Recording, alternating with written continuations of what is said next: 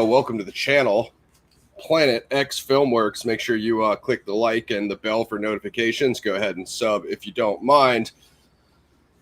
Bringing Gaz back into his favorite subgenre of crime, as you all found out of his thoughts of the Reservoir Dogs show last, or that was actually Avenging Force last episode. But before that, it was Reservoir Dogs, and you can go see what how much Gaz enjoyed that show. So we are GoodFellas. We are. First and foremost, rest in peace, Ray Liotta. I don't think we've done Ray since Cocaine Bear, the legendary Grindhouse classic. And I would argue some Grindhouse elements in GoodFellas as well. You know what channel you're on. Shout out to everybody in the chat. Jay, Darkside. Oh, yeah. No, I've heard this, Manny. I've heard that Crime Spot absolutely killed the real life stuff. Not too sure what else you guys talk about in the chat. So without further ado, it is 1990. It's the GoodFellas anniversary, and we're going to go into that a little bit, where we will pop off with just the synopsis. Of course, you guys should know that this is directed by Martin Scorsese. I don't think this is breaking news to anybody. The story of Henry Hill and his life in the Mafia, covering his relationship with his wife Karen and his mob partners Jimmy Conway and Tommy DeVito, obviously played by Robert De Niro, and supporting actor Oscar winner Joe Pesci, the GOAT. Without further ado, we're going to bring in our special guest who last time joined us for the Scorsese Taxi Driver review with myself, Mac, and Brett. Go back and check that in the backlog. And yeah, I would argue Casino is a semi-sequel, but without further ado, we're going to bring in our boy, Brett, NYC Crime Spot Channel. Go check him out and subscribe. What's up, my man? What's going on, guys? Thanks for having me on. Very welcome, man. Thanks for joining us again. You don't like the Mafia movies, man? What's going on? He just didn't like Reservoir Dogs. Oh, okay. Yeah, I just found it really boring, man. And with this being a true crime audience, I was in a minority. I'm more... My crime basis, don't ask, man, I'm more on the Far East Triad, Yakuza, Korean mob, that kind of thing. But GoodFellas I like, though. GoodFellas I do like. Yeah. Awesome. And Godfather 2 and Casino. So I don't hate it. That's a good start. We need you to like GoodFellas, guys, because we saw what happened. Sicario 2 as well. Awesome. When you said you didn't like Tarantino, guys, your signal kind of dipped a little bit. So don't say the same thing about Scorsese. You know what I mean? Because yeah, gentlemen. So we're at the anniversary here, and also rest in peace to Ray Liotta. Maybe if you want to start us off, Brett, because you've covered much more of the real people and the actual kind of backstory here of the source material. I was wondering, have you read the book, Brett, Wise Guy? Yeah, Wise Guy. Yeah, it's been a while. Yeah, I mean, I go back to it every once in a while to, if I'm researching something, to see what Henry might have said about something. I mean, I'll be open and honest. I don't consider Henry the most reliable character to ever walk the earth. Sure. He said a lot of things that cannot be verified, which we'll go over, I guess, as we get through the movie. Yeah. Obviously, I wasn't there, but there's been a lot of history and a lot of things that have happened since the film. And there's a lot of more resources today to call people out on their bullshit. Let's put it that way. Yeah, absolutely. I mean, we were talking 1990 and them probably doing pre-search in 88, 89. You're essentially pre-internet. I don't think Scorsese was probably doing much interneting at that time. So it's just kind of going off the book and what the original artistic license on top of that. So, Sure. Obviously, the author of the book being Nicholas Pileggi. Yeah, and he kind of, it's my understanding, he kind of collaborated with Scorsese on the screenplay there. Anything you want to start off with, Brett? If you want to just plug some of the videos that you've done on the actual locations. I've done things on individual characters from this crew on my channel, biographies. I have visited numerous locations in reference to what up, Manny. If you go to my channel, I go inside Jimmy Conway in the movie, but Jimmy Burke's the suite. I do a whole tour of what it looks like today. I go inside, I actually eat the food. I do a food review. We actually sneak into the backyard. So that was a fun one. I mean, if you guys are interested in that, the place really hasn't changed since. I mean, it's pretty wild. It's a lot of original wood trim. I went into the location that is a Japanese hibachi spot now. Shout out to the Yakuza over there. That is actually Henry Hill's suite on Queens Boulevard. And I've done a bunch of other GoodFellas stuff. I put out a 3-part series on the life of Stax Edwards. Nice. In collaboration with his nephew Bobby and a fellow researcher of mine. I put out a lot of Awesome. information about him that was not out there, and I'd like to at some point tell you guys about that because I think you'll be impressed, actually. Absolutely. No, we'll definitely be talking Stax. It's just like, I remember, you know, of course, that the movie's been out forever, right? So I've seen it many, many times.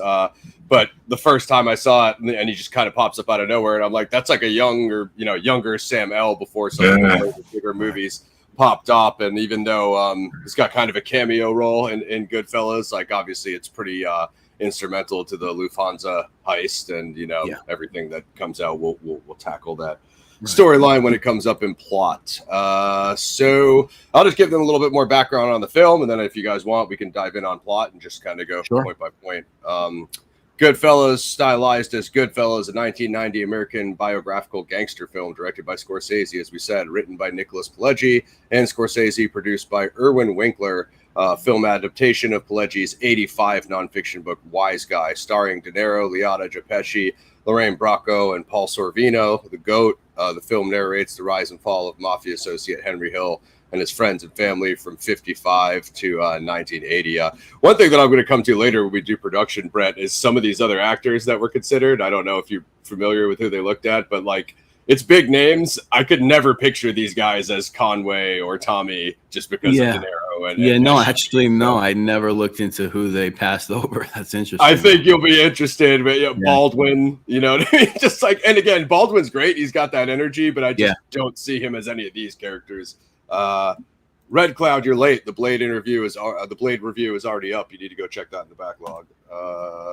So we're talking about Sam Jackson as coming to America. Obviously, shout out to Stax, as we said. So let's go straight into plot, boys. 55. Again, what? Say again? I said shout out to Queens again, by the way. Oh yeah, for sure, absolutely.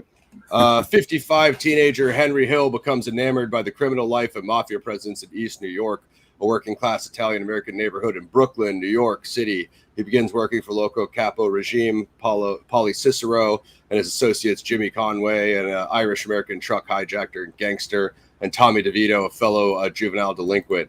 Henry begins as a fence for Jimmy, gradually working his way up to the more serious crimes. I guess just the non-linear kind of narrative of the film. And we obviously come in when they're in the car with, I guess it'd say a body in the trunk, because you don't know that it's bats at that point, hitting the trunk. And Henry, hey, what the hell was that? Did I hit something?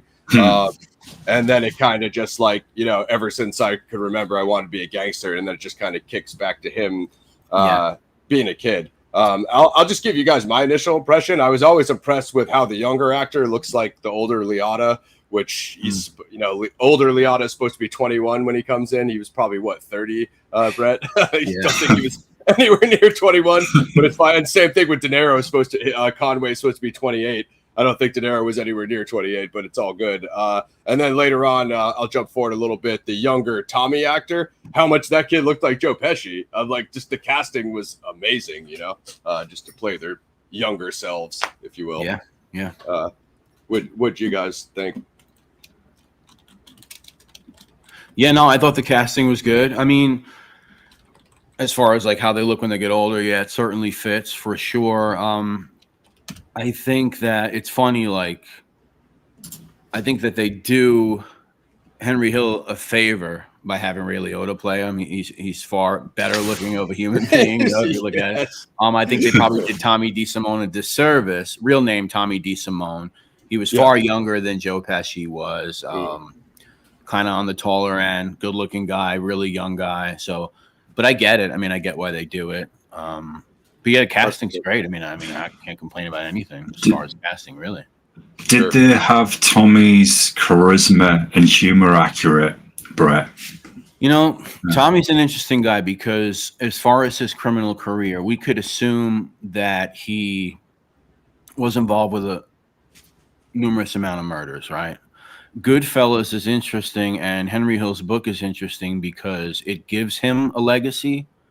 Whereas I don't think if that book never came out and there was no Goodfellas movie, I don't think he would have the same legacy.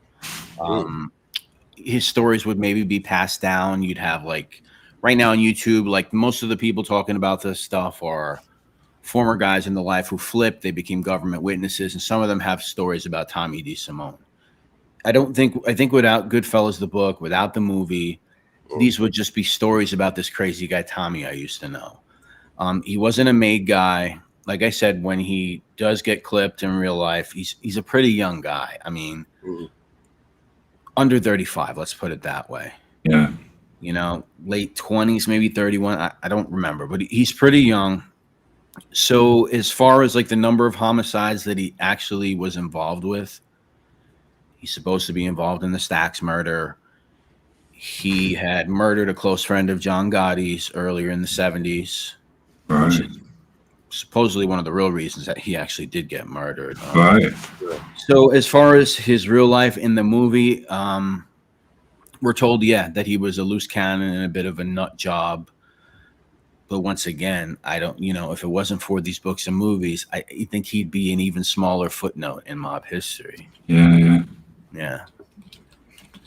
I was going to ask you the same thing if he was really that insane, because the Pesci performance obviously totally unhinged. He's essentially a serial killer in the narrative of the film. We'll come to the spider sequence later on, but obviously Pesci takes the Oscar for supporting act. So I think that's kind of where Gaz was going with the energy. Regardless of accurate or not, I absolutely love the role. I think he should have definitely got that. I think that's what one of the most appealing things is that I was saying to Ross before we started, Brett. I love the way it opens up with the origins on the characters. You have that bit of history. There's even a bit of a nod to the old country. Kind of remind me a little bit of Godfather 2 in that respect. Then you catch up with them, how they are present.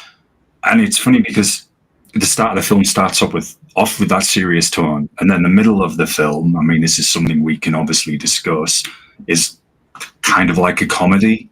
You can't help it. I had tears. I was laughing my head off, man. And then the end, like the final act, is more of a serious tone. It kind of goes back to how the film started. And then, of course, we're told what's happening to the characters. But so I'm going to ask you this straight off the bat, man. If this was remade, which is a whole other question, but let's say, I don't think it should be, but say if it was, would you prefer a more serious tone, Brett? Or would you still take that comedic edge in there that they have, maybe to draw in people that maybe don't know so much about this? Yeah, I would definitely take more of a serious tone to the whole thing. And this is something I advocate for. I mean, I talk about it on my channel for a long time, where I think that, I think there's an appetite for mob stuff, but some of it's a little played out. Some of the storylines are made up. I always think about it in my mind where I think of like the mob in almost like a Tales from the Crypt type series, right? Where we have 30-minute, 40-minute episodes with different storylines. We don't need to hear about the history of the mob. We don't need to put people to sleep. You know what I'm saying? So, but I think there is an appetite for it in a certain way. And I think if it was to be done again, I think there's a lot more that could be said. And I think it could be a lot more serious at times. Yeah, very serious. Yeah. Interesting.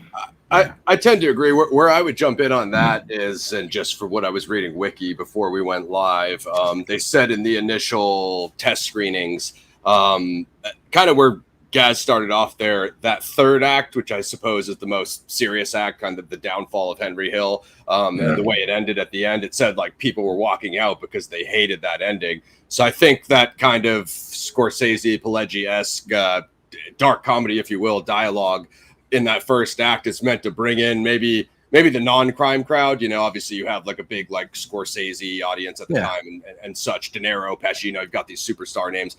Ray Liotta, who had, obviously this put him on the map. He was around, but I wouldn't say he was like really a superstar until this movie.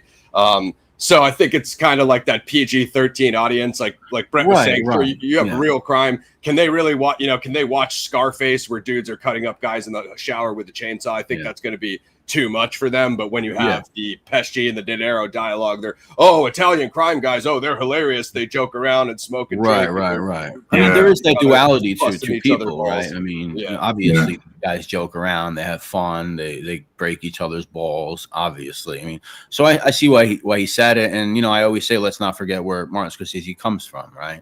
So it's not like he hasn't been around those types of characters growing up. So I'm sure he always takes inspiration from the people he knew or the kind of way that these guys moved. So I get why he did it. I get why he did it for sure. Absolutely. So let's get into some more plot gents. We were just talking about throughout the 1960s, the three men excel at carjacking, stealing cargo trucks from JFK, and eventually commit the Air France robbery. They spent most of their nights at the Copacabana nightclub, carousing with women. Henry starts dating Karen Friedman, a Jewish woman who is initially confused by Henry's criminal activities. She's soon seduced by Henry's glamorous lifestyle, marries him despite her parents' disapproval. I just want to talk about when Henry's still young and he goes to the capo and they get the mailman because he brought the letter from school and they beat him up. I just want to get what you guys' initial reaction was, because when he told them, I thought he was gonna go tell him like his dad beat him up, and I thought they were gonna like go beat up his dad. Obviously, like his dad's Irish, so they're like whatever, he's not an Italian. But then they beat up the mailman. That like curveballed me. I don't know. Were you guys expecting them to go after the mailman, or did you have any idea where that was going? No, I could see it. Yeah, it's easy. I mean, back then you could get away with anything, basically. I mean, once the guy has an interaction with guys that look a certain way in a certain neighborhood, I mean, I think he gets the point pretty much. I think it's I mean, it makes sense, I guess. I thought the same, Ross. The way they sat in the car at first, you think they're gonna get his dad, and then they get the mailman, and the whole scene is hilarious as well. Like I said, it's got that comedic aspect, and it's kind of, I mean, it's what's awesome is Ray Liotta's performance. You're getting that kind of narration and breaking a fourth wall. So this is what my life was like growing up.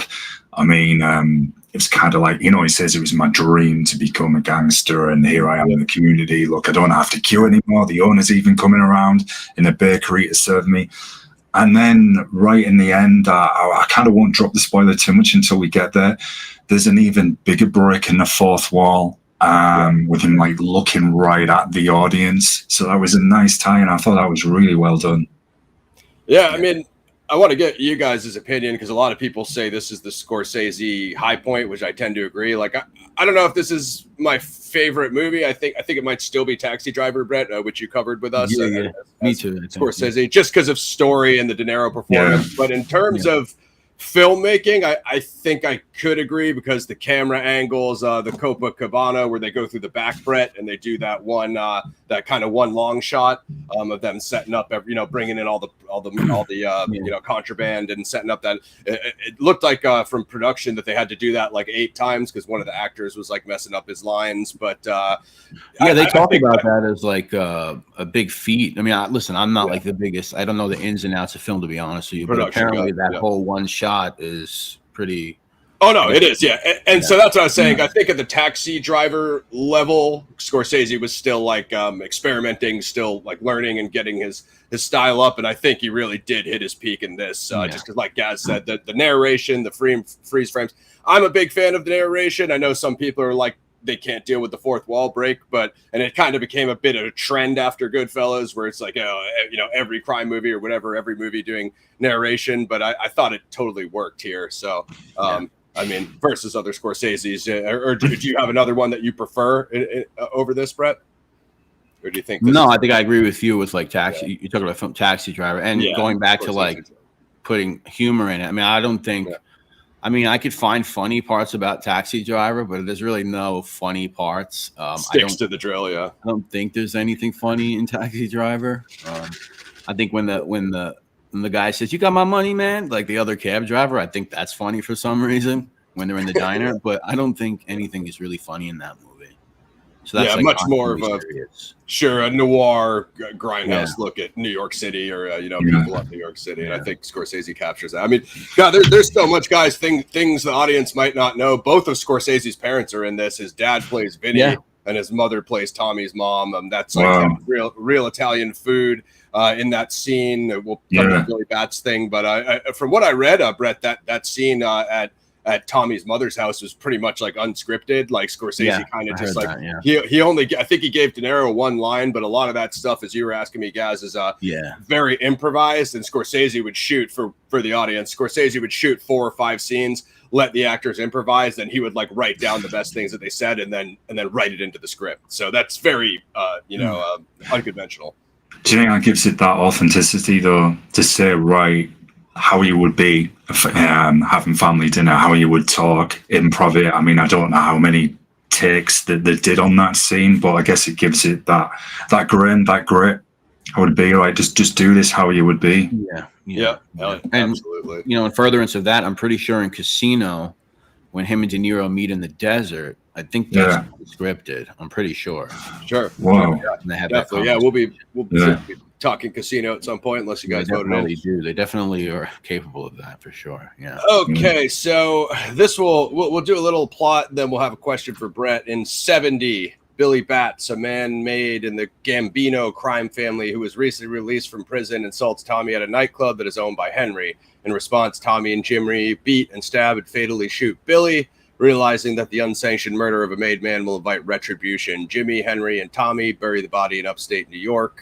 We'll come to, everybody knows what happens if you see the movie.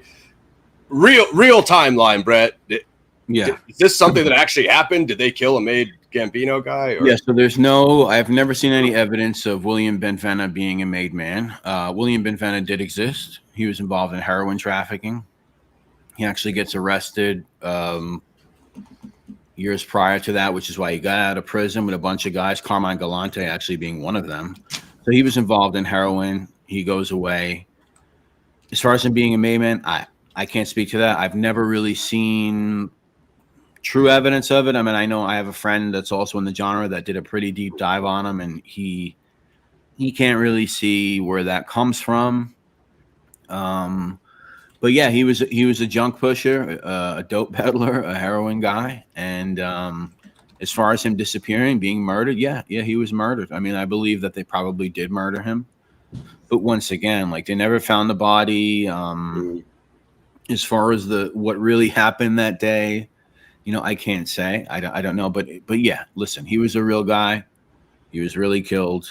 Did he think he was owed something, whatever? See, I don't know. So you say Gambino associate. I mean, none of those guys are Gambinos. None of them are. Right. Jimmy Burke was a Lucchese associate. Henry Hill's a Lucchese associate. Paul Vario, who was Paul Cicero, is a captain in the Lucchese crime family.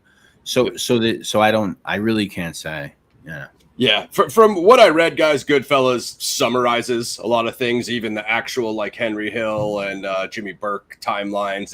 They kind of just squeeze a lot of stuff together. So it's kind of just to give you this, kind of a period piece, if you will, even though GoodFellas is not what you expect for a period piece from 55 to 80. What were you going to say, guys?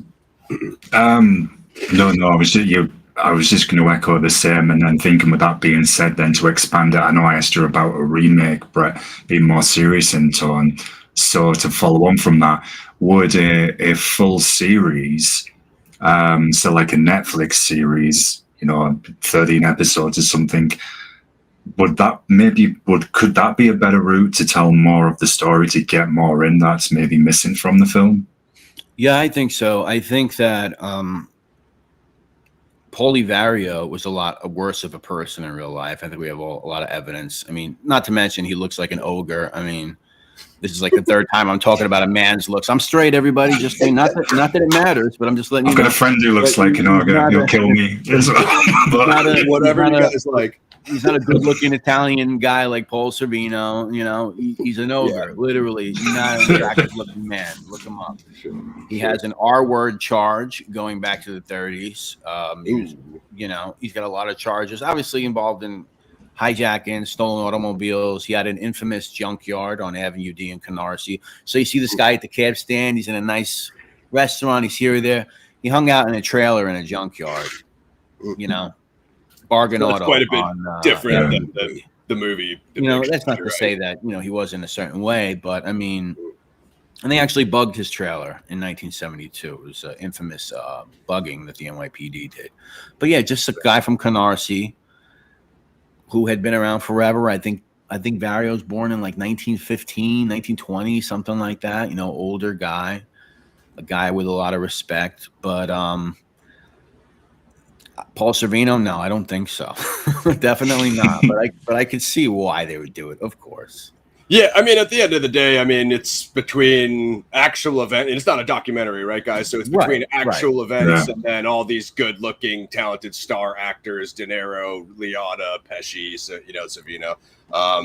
So we're talking Billy Bats. So go get your shine box, right? Rest in peace to the actor that played Billy Bats, because he just passed away recently as well. Yeah, I mean, if you send me some proof of that, Fila Speaks, NYC Crime Spot at gmail.com. But something tells me you're not going to find any. No offense. Frank Vincent, rest in peace to Frank Vincent, and yeah, shout out to Fila. It looks like he knows his stuff. He was made in '61. William Bentavia. I'd like to see it. Thank you. Send it over. So Billy's out of jail. We'll talk about Frank Vincent's epic performance. He only has one scene if you want to talk about him in the trunk, he technically has 3 scenes because he's in the beginning, and then they show what happens when they finish him off. He gets out of jail. Tommy comes in. Frank's drinking with his boys. Supposed to be a Gambino co-signed crime man. And he starts telling the Tommy used to shine shoes. He used to make his shoes look like mirrors. This guy was the best.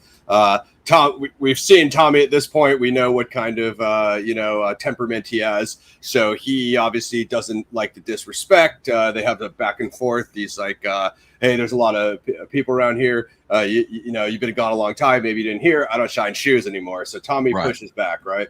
I guess we got Steve in there. Maybe that's one of Brett's guys. What's up, Steve? Billy Bats, what do you mean? What's wrong with you? I was just breaking your balls. Okay, whatever. They let it go, and then he takes another slug of his drink. Now go get your effing shine box. That's it. F you mother effer. Right. We all know what Tommy means when he says keep him here. I think there's not anybody that in the audience that didn't know what was going to happen. He runs off. He gets rid of his girlfriend or whatever he did. Later on, it's just Billy talking to Jimmy. Tommy kind of sneaks back in. Henry sees that. Henry runs to the door and locks the door. So we all knew what was going to happen when he locks the door, right? Jimmy and Tommy stomp out Billy. They start stabbing him. He takes out the gun. I think somebody hits the gun out of his hand. It went off, but I don't know if he actually shot him. Misses. I think something like that. Yeah. Like they didn't want it to go off in the bar because obviously it's like a gunshot. People hear it, whatever. So this really gets us to the more macabre version, sequence of Goodfellas, where we're talking about the scene with Scorsese's mom. But they decide to bury him upstate. So this is like the middle of the movie, but it actually cuts to where we came in the beginning, which was Henry driving. It's kind of cool because a lot of the time Henry's like talking about like, I didn't really have to do any of the hits. Like they trusted me enough. Like they didn't really make me kill anybody. But he always kind of finds himself kind of right there in the mix of the hit, right? And this one is obviously a crime of passion. There's no real point to this hit other than Tommy got peed off. So they... when they're eating dinner at Tommy's mom's house and like, hey, I need this knife. I'm going to take this knife. And she's like, okay, but make sure you bring it back. And he's like, yeah, okay. Like he's going to bring a knife, but freaking murder weapon from your mom's kitchen, right? Crazy. So the camera angle out the window, the body hitting the top of the trunk. It's supposed to show you that like when he got stabbed, Billy kind of survived the stabbing. So that's when they bring him upstate to bury him. And then again, it's just it's very, very, very grimy from there. I do like the lighting. It's sort of a red and a black with the brake lights at the back of the car. Just a very grimy burial scene. I don't know anything that struck out to you guys in any of those scenes. I mean that's what it's all about, I guess. I mean, that's what these guys did. I mean, they would bury bodies. Some people would dismember them, of course. Some guys were good at guys. Some guys were very good at that. Yep. Sometimes they would leave them on the street to be found. You know, obviously, in the aftermath of the Lufthansa heist, a lot of those guys ended up dead on the streets to be found. Yep. But in this case, yeah, they seemingly buried him. Yeah. But yeah. So it's very impactful. Yeah, for sure.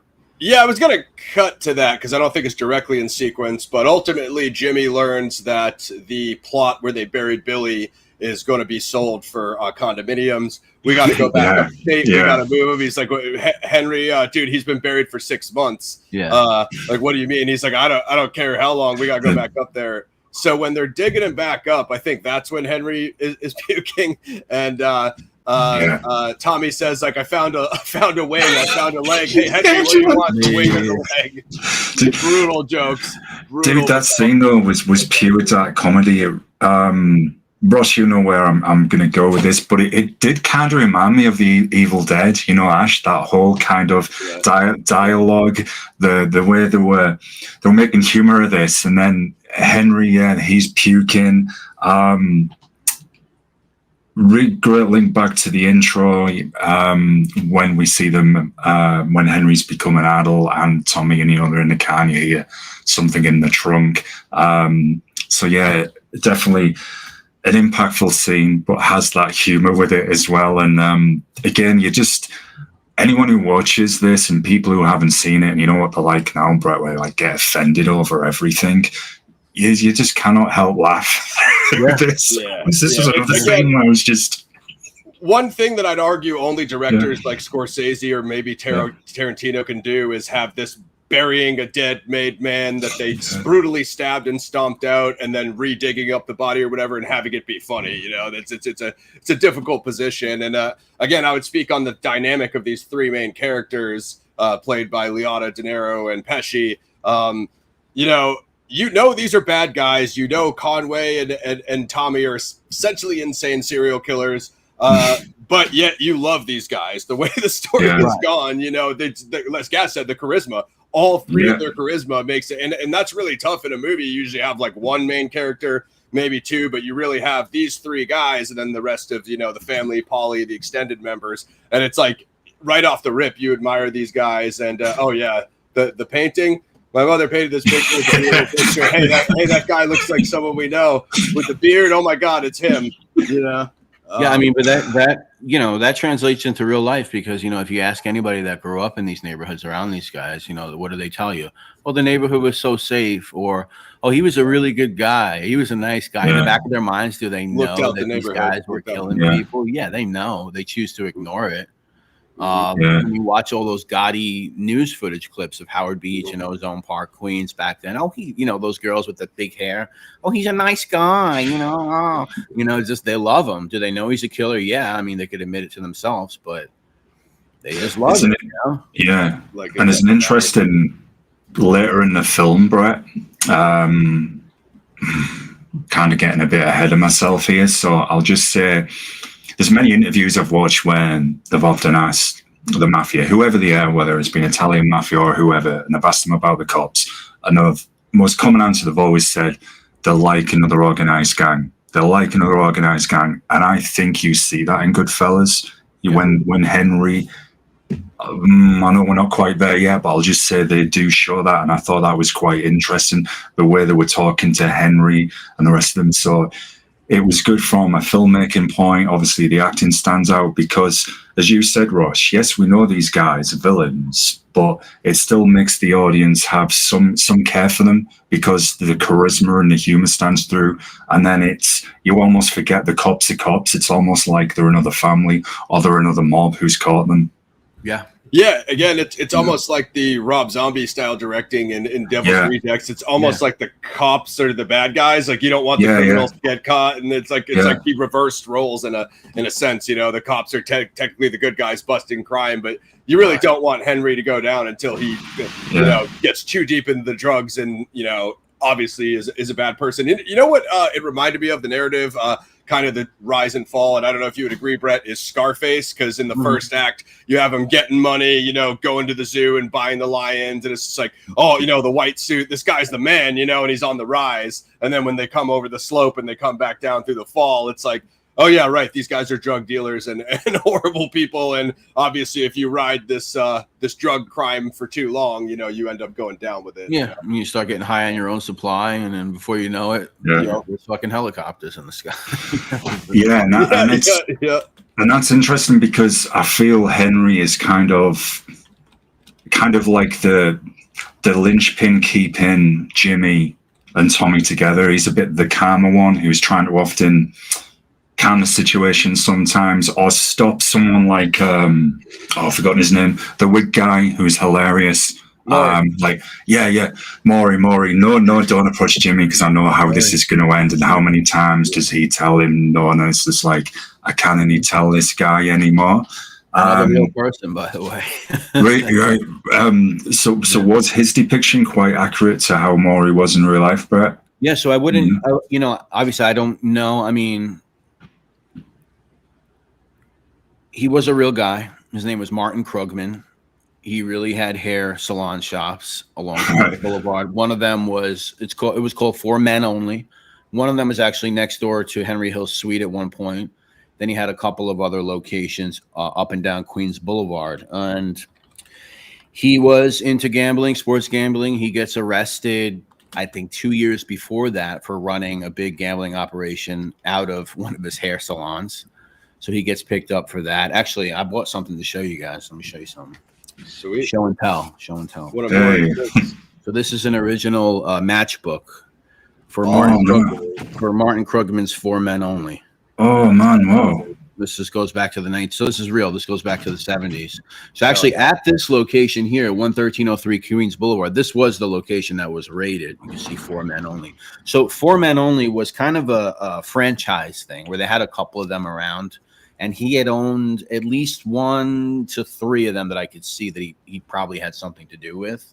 And yeah, he was a real guy. He was into gambling, sports betting. He had been in and out of trouble with the law. Was he like that in real life? I don't know. You know, he's another guy where it's just like his fame. Yeah. His fame really comes from the book, from the movie, or else he would have just been a guy we might have maybe heard stories about from, other guys that spoke later. Was he as annoying? Being half Jewish myself, I would say, yeah, he probably was fucking annoying. I'm completely annoying. He was probably a fucking yenta. He was kvetching all the time about something. He probably was a pain in the. he probably was a pain in the ass. I mean, but as far as I know, Henry really did like him, and I think Henry felt bad when he met his end, and I think he probably tried to stop it. That come across in the film like Henry was trying everything possible to stop this guy getting whacked, and the guy just Maury wasn't listening to him. I was going to say, Ross, it's interesting that we see Henry's journey from being that calm linchpin, keeping Tommy and Jimmy together, and then in the end, just, through his drug consumption himself, becomes quite unstable, quite paranoid, erratic as well. Yeah. That's the whole thing of getting involved in the drugs after they all get popped. Yeah. That one part when Maury is trying to ask for the $20K advance on the heist, and Henry just opens the sliding door, and he's like, "Okay, fine. You don't want me to stand in front of you? Go talk to him." Maury just stands there because he knows what's going to happen if he goes and presses Jimmy. Jimmy will just snap, and when Jimmy wrapped the phone cord around his neck, that was funny, man. Yeah. Give me my money. Yeah, you're not going to give me. Okay, we got ahead of ourselves. So 6 months later, Jimmy learns that the burial site's slated for development, prompting them to exhume and relocate the decaying corpse. In 1974. This is the drug sequence. Karen harasses Henry's mistress, Janice, and threatens Henry at gunpoint. Henry moves in with Janice, but Polly insists that he returns to Karen after collecting a debt from a gambler in Tampa with Jimmy.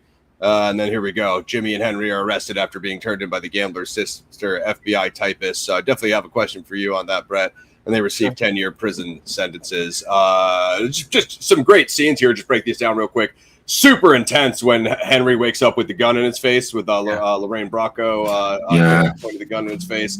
I think both their acting is outstanding. Honestly, she could have had a nod for a supporting thing. Obviously, we know that Pesci got it.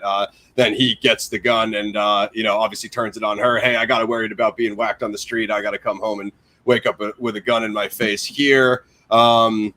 Anything you guys have on that scene, or we could go straight to the Tampa Zoo? Just echoing what you said. So going back.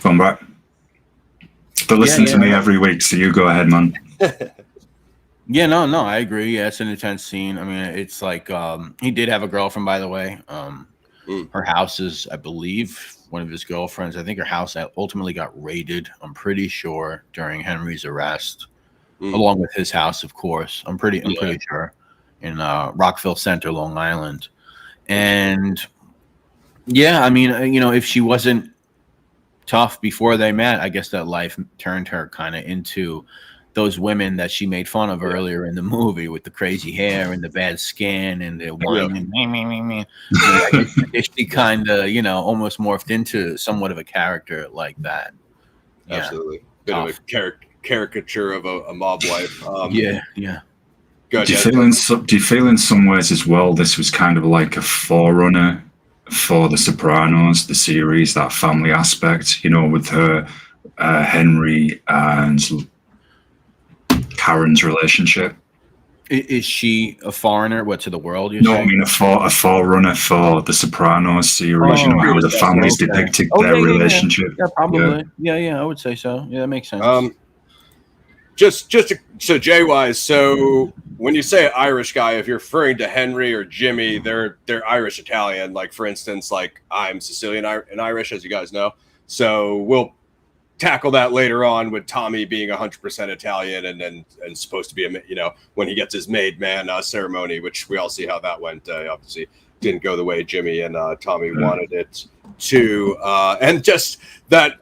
The down south stuff, I always love that because it's like it's a New York Jersey movie, but like when he goes down to the Tampa connections and the other connections, when they hang that guy over the fence and show the lions, that was crazy, man. I'm sorry, like, hey, I love going to the zoo, but I don't want to get that close. And just the upside down camera angle of like the dude, like he's like they must really feed each other to the lions down there because that guy paid up right away. I was just wondering. When they got pinched by the Tampa dude's sister being a typist in the FBI, was there anything to that, Brett? Did you ever find anything that actually? You know what? It's been a while since I looked into that. As far as I know, I don't think the zoo scene is actually real. I don't think that actually happened. As far as I know, so the guy that they went down there is this guy named Gaspar. His real name is Gaspar Chiacho or Chacho, something like that. And he got involved with them in this whole like sports gambling thing that stretched from like New York, and he had a club down in Florida. I think it came to a point where he wasn't paying up for something. Basically, he felt like, oh, I'm not paying, whatever. He pulled one of those moves. This is bullshit. He was getting extorted, right? They basically went down there and just beat the living shit out of this guy. They beat him up pretty bad. And after that, honestly, I don't recall if it was him that actually maybe went to the feds. There's a whole FBI file on this that's pretty easily accessible. So, to be honest with you, I can't recall. But they did actually go down there. They ended up in prison for this. They did time for this. And that's basically around the time Henry ends up losing the suite on Queens Boulevard, this great nightclub that he had for like 3 or 4 years. That's finished. He goes away. And I don't recall when he gets out, 75, 76, maybe 77, something like that. He does go away for a little bit. Yeah. For sure. So obviously the infamous jail sequence. Jimmy and Henry are arrested after being turned in by the gambler's sister, FBI typist. They receive 10-year sequences to support his family on the outside. Henry has Karen smuggle in drugs. I just clicked on the wrong link. That took me away. Struggle in drugs from Pittsburgh, which he sells to fellow inmates. I mean, we'll just talk about the con college. What do they call that? Club Fed, Brett. Club Fed, yeah. Jazane Maxwell's probably in a similar situation right now. They essentially have a dorm with their own kitchen where they can smuggle in all these products and make, Italian pasta dinner and have red and white wine every night, wearing slides, and it doesn't look like your average Gen Pop, right. Situation. So of course everybody loves the GoodFellas jail sequence, which, seems to be, I was asked if I'm Donnie Brasco. No, I'm not Donnie Brasco. I'm Ross Batts. I mean, to that, I can't speak to full-on Italian meals or whatever the hell is going on there. But yeah, I mean, the idea of Club Fed certainly exists. I mean, I know somebody who was around at that time who was in Lewisburg prison and who had his own horse and was fucking, all types of woodworking shops and the whole thing, So yeah, I mean, that certainly does exist. To what extent, I don't know. I mean, they play it up a little bit, for the film, which is cool. Yeah. Honestly, sure. I don't even think I know Paul Cicero is in prison with them at one point there. I don't even know if Paul Vario was really in prison at that time either, to tell you the truth. I don't think he was. Sure. But like I said, it doesn't matter really for the movie's sake. But yeah, it was just to make a point of that scene. Obviously, it was I could see that Scorsese's background.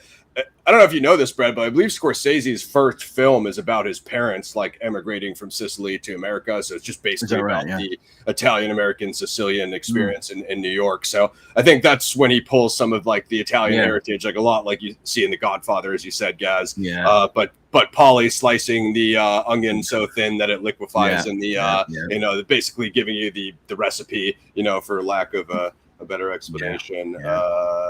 Did anyone notice after Tommy waxed more, he says, I thought he would never shut the F up, which is pretty ironic since Tommy always talks in Sicily himself. Yeah, I think that's a bit of Scorsese,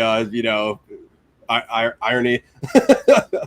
But gotta love Tommy, man. And again, it's a 2.5 hour movie, guys, so we're probably not going to hit every note. If there's any favorite scene you have, please chime in the chat.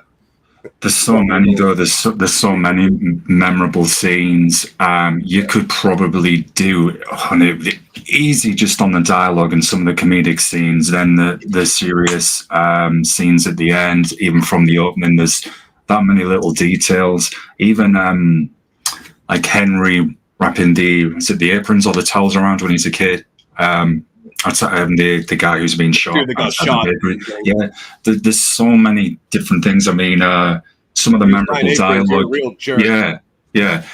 Karen, for example, that line was superintendent. There's a W living in the apartment, referring to Henry's girlfriend. Who is that? Juliette Lewis playing her. Looked like her. That's what's her name? Damn it. Not Julia Lewis. Her name is escaping me. Right. Damn it. Not Julia Lewis. Her name is escaping me. Right. Oh, we'll get that.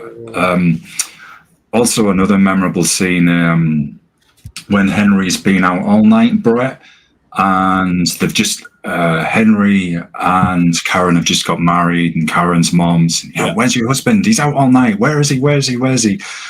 And the married man doesn't stay out all night. Yeah, he comes back home, Ross, and I think it's just before this, isn't his mum refer to her husband, says something like your father's had trouble with his indigestion or something like that. He hasn't digested a meal in 6 weeks. Yeah. I mean, once again, awesome. back to Maury being annoying.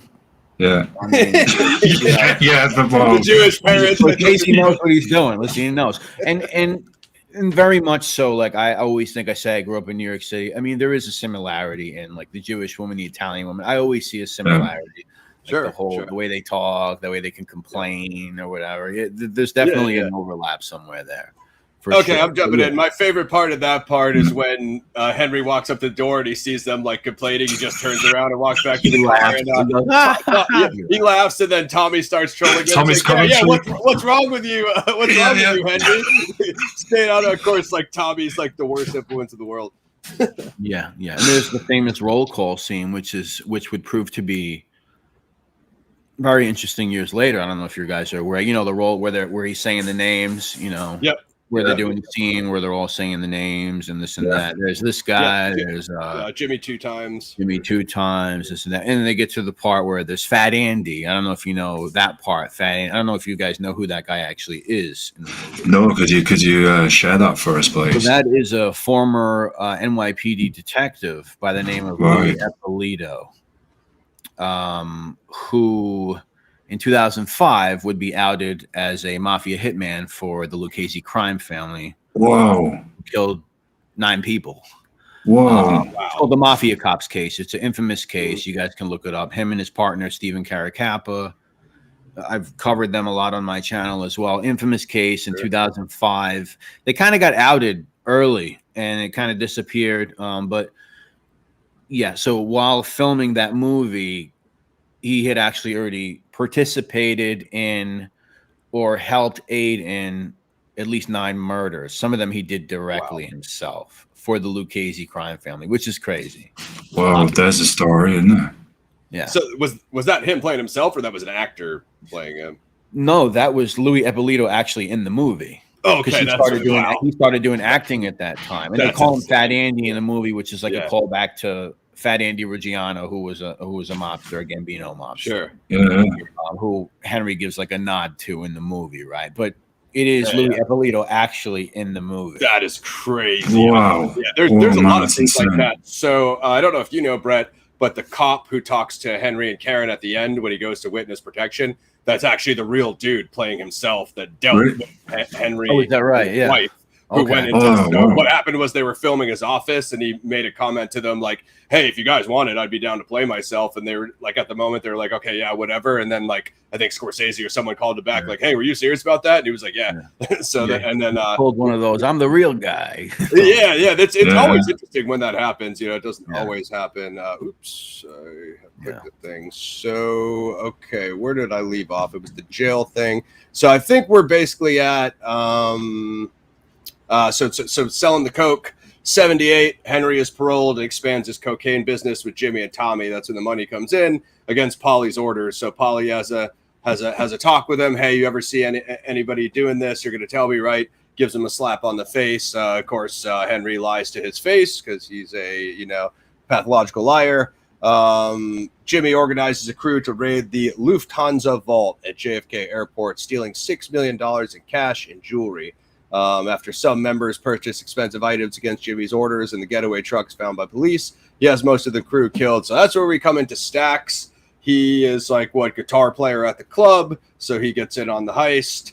And essentially next, so we see Henry in the shower, listening to the radio that hey, it's been heisted. That's how he knows Jimmy pulled off the heist. And then we kind of have the Christmas or whatever celebration.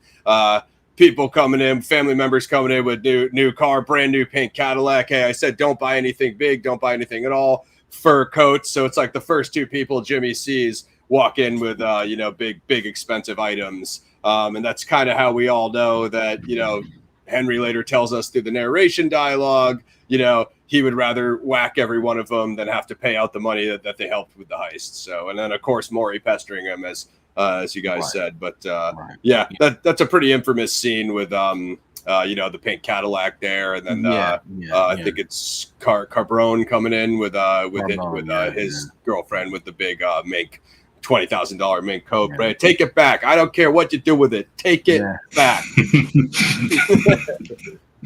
These is all like bits and pieces of real stories formed together into different characters, which is cool, you know, because you get aspects of like Carbone is kind of based on a real guy. I mean, they're all based on real guys, but like they take characteristics of other guys and other events. Scorsese to like, I guess, fill out the overall picture or whatever. Yeah, but, absolutely. Yeah, of course, after the heist, I mean, a lot of guys get killed. I mean, Stax gets killed 5 days after the heist.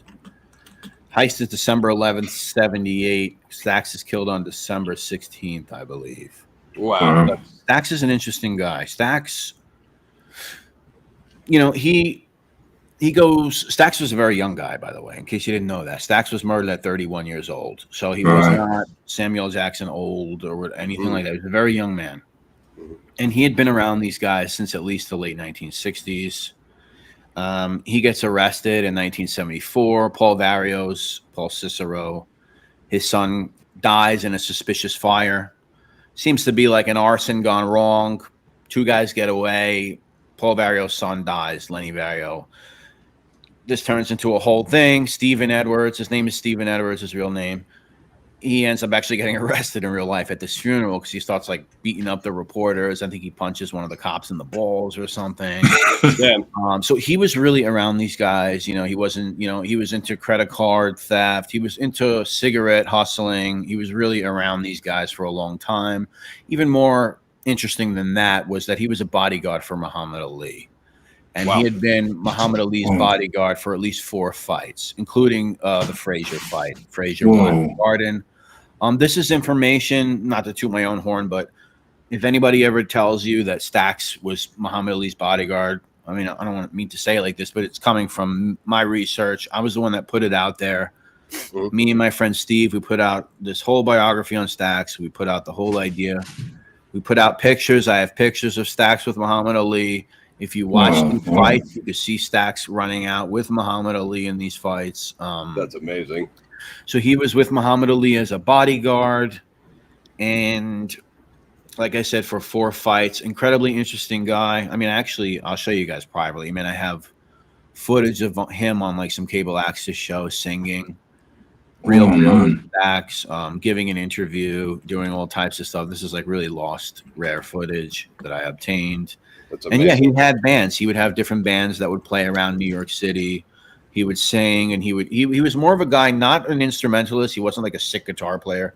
I don't even think he knew how to play guitar, to be honest with you guys. As far as his nephew Bobby tells me, he was a singer. He was the guy who made things happen, and he would assemble these groups based on his friends and everyone around him, and then they would play these gigs around Manhattan and around wherever else. And he didn't live too far from Robert's Lounge, which is Jimmy Burke's bar.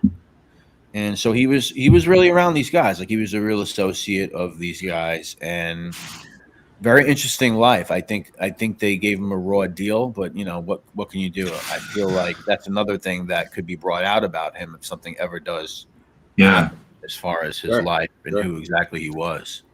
I was going to ask you that, Brett. You answered my question there. What I was thinking was, would you like to see more of Stax if they did do something in or something like that? Because it seems like there's, as you're saying, there's a lot more to this character than what we're presented with.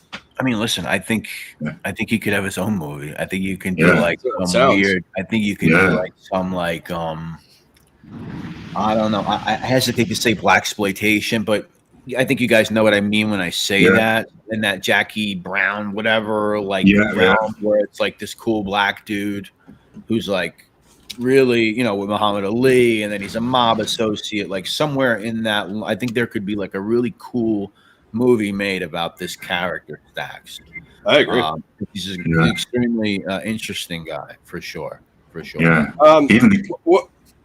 What I wanted to ask, sorry guys, is it true that he got drunk and partied and left the car and he didn't bring it to the disposal yard and that's why he got caught or whatever? Because that's how the movie spins it. Yeah, so he did leave the van in Brooklyn on the block. If you go to my channel, I go to the spot where he left it. I talk about it. We visit the locations. That is definitely true.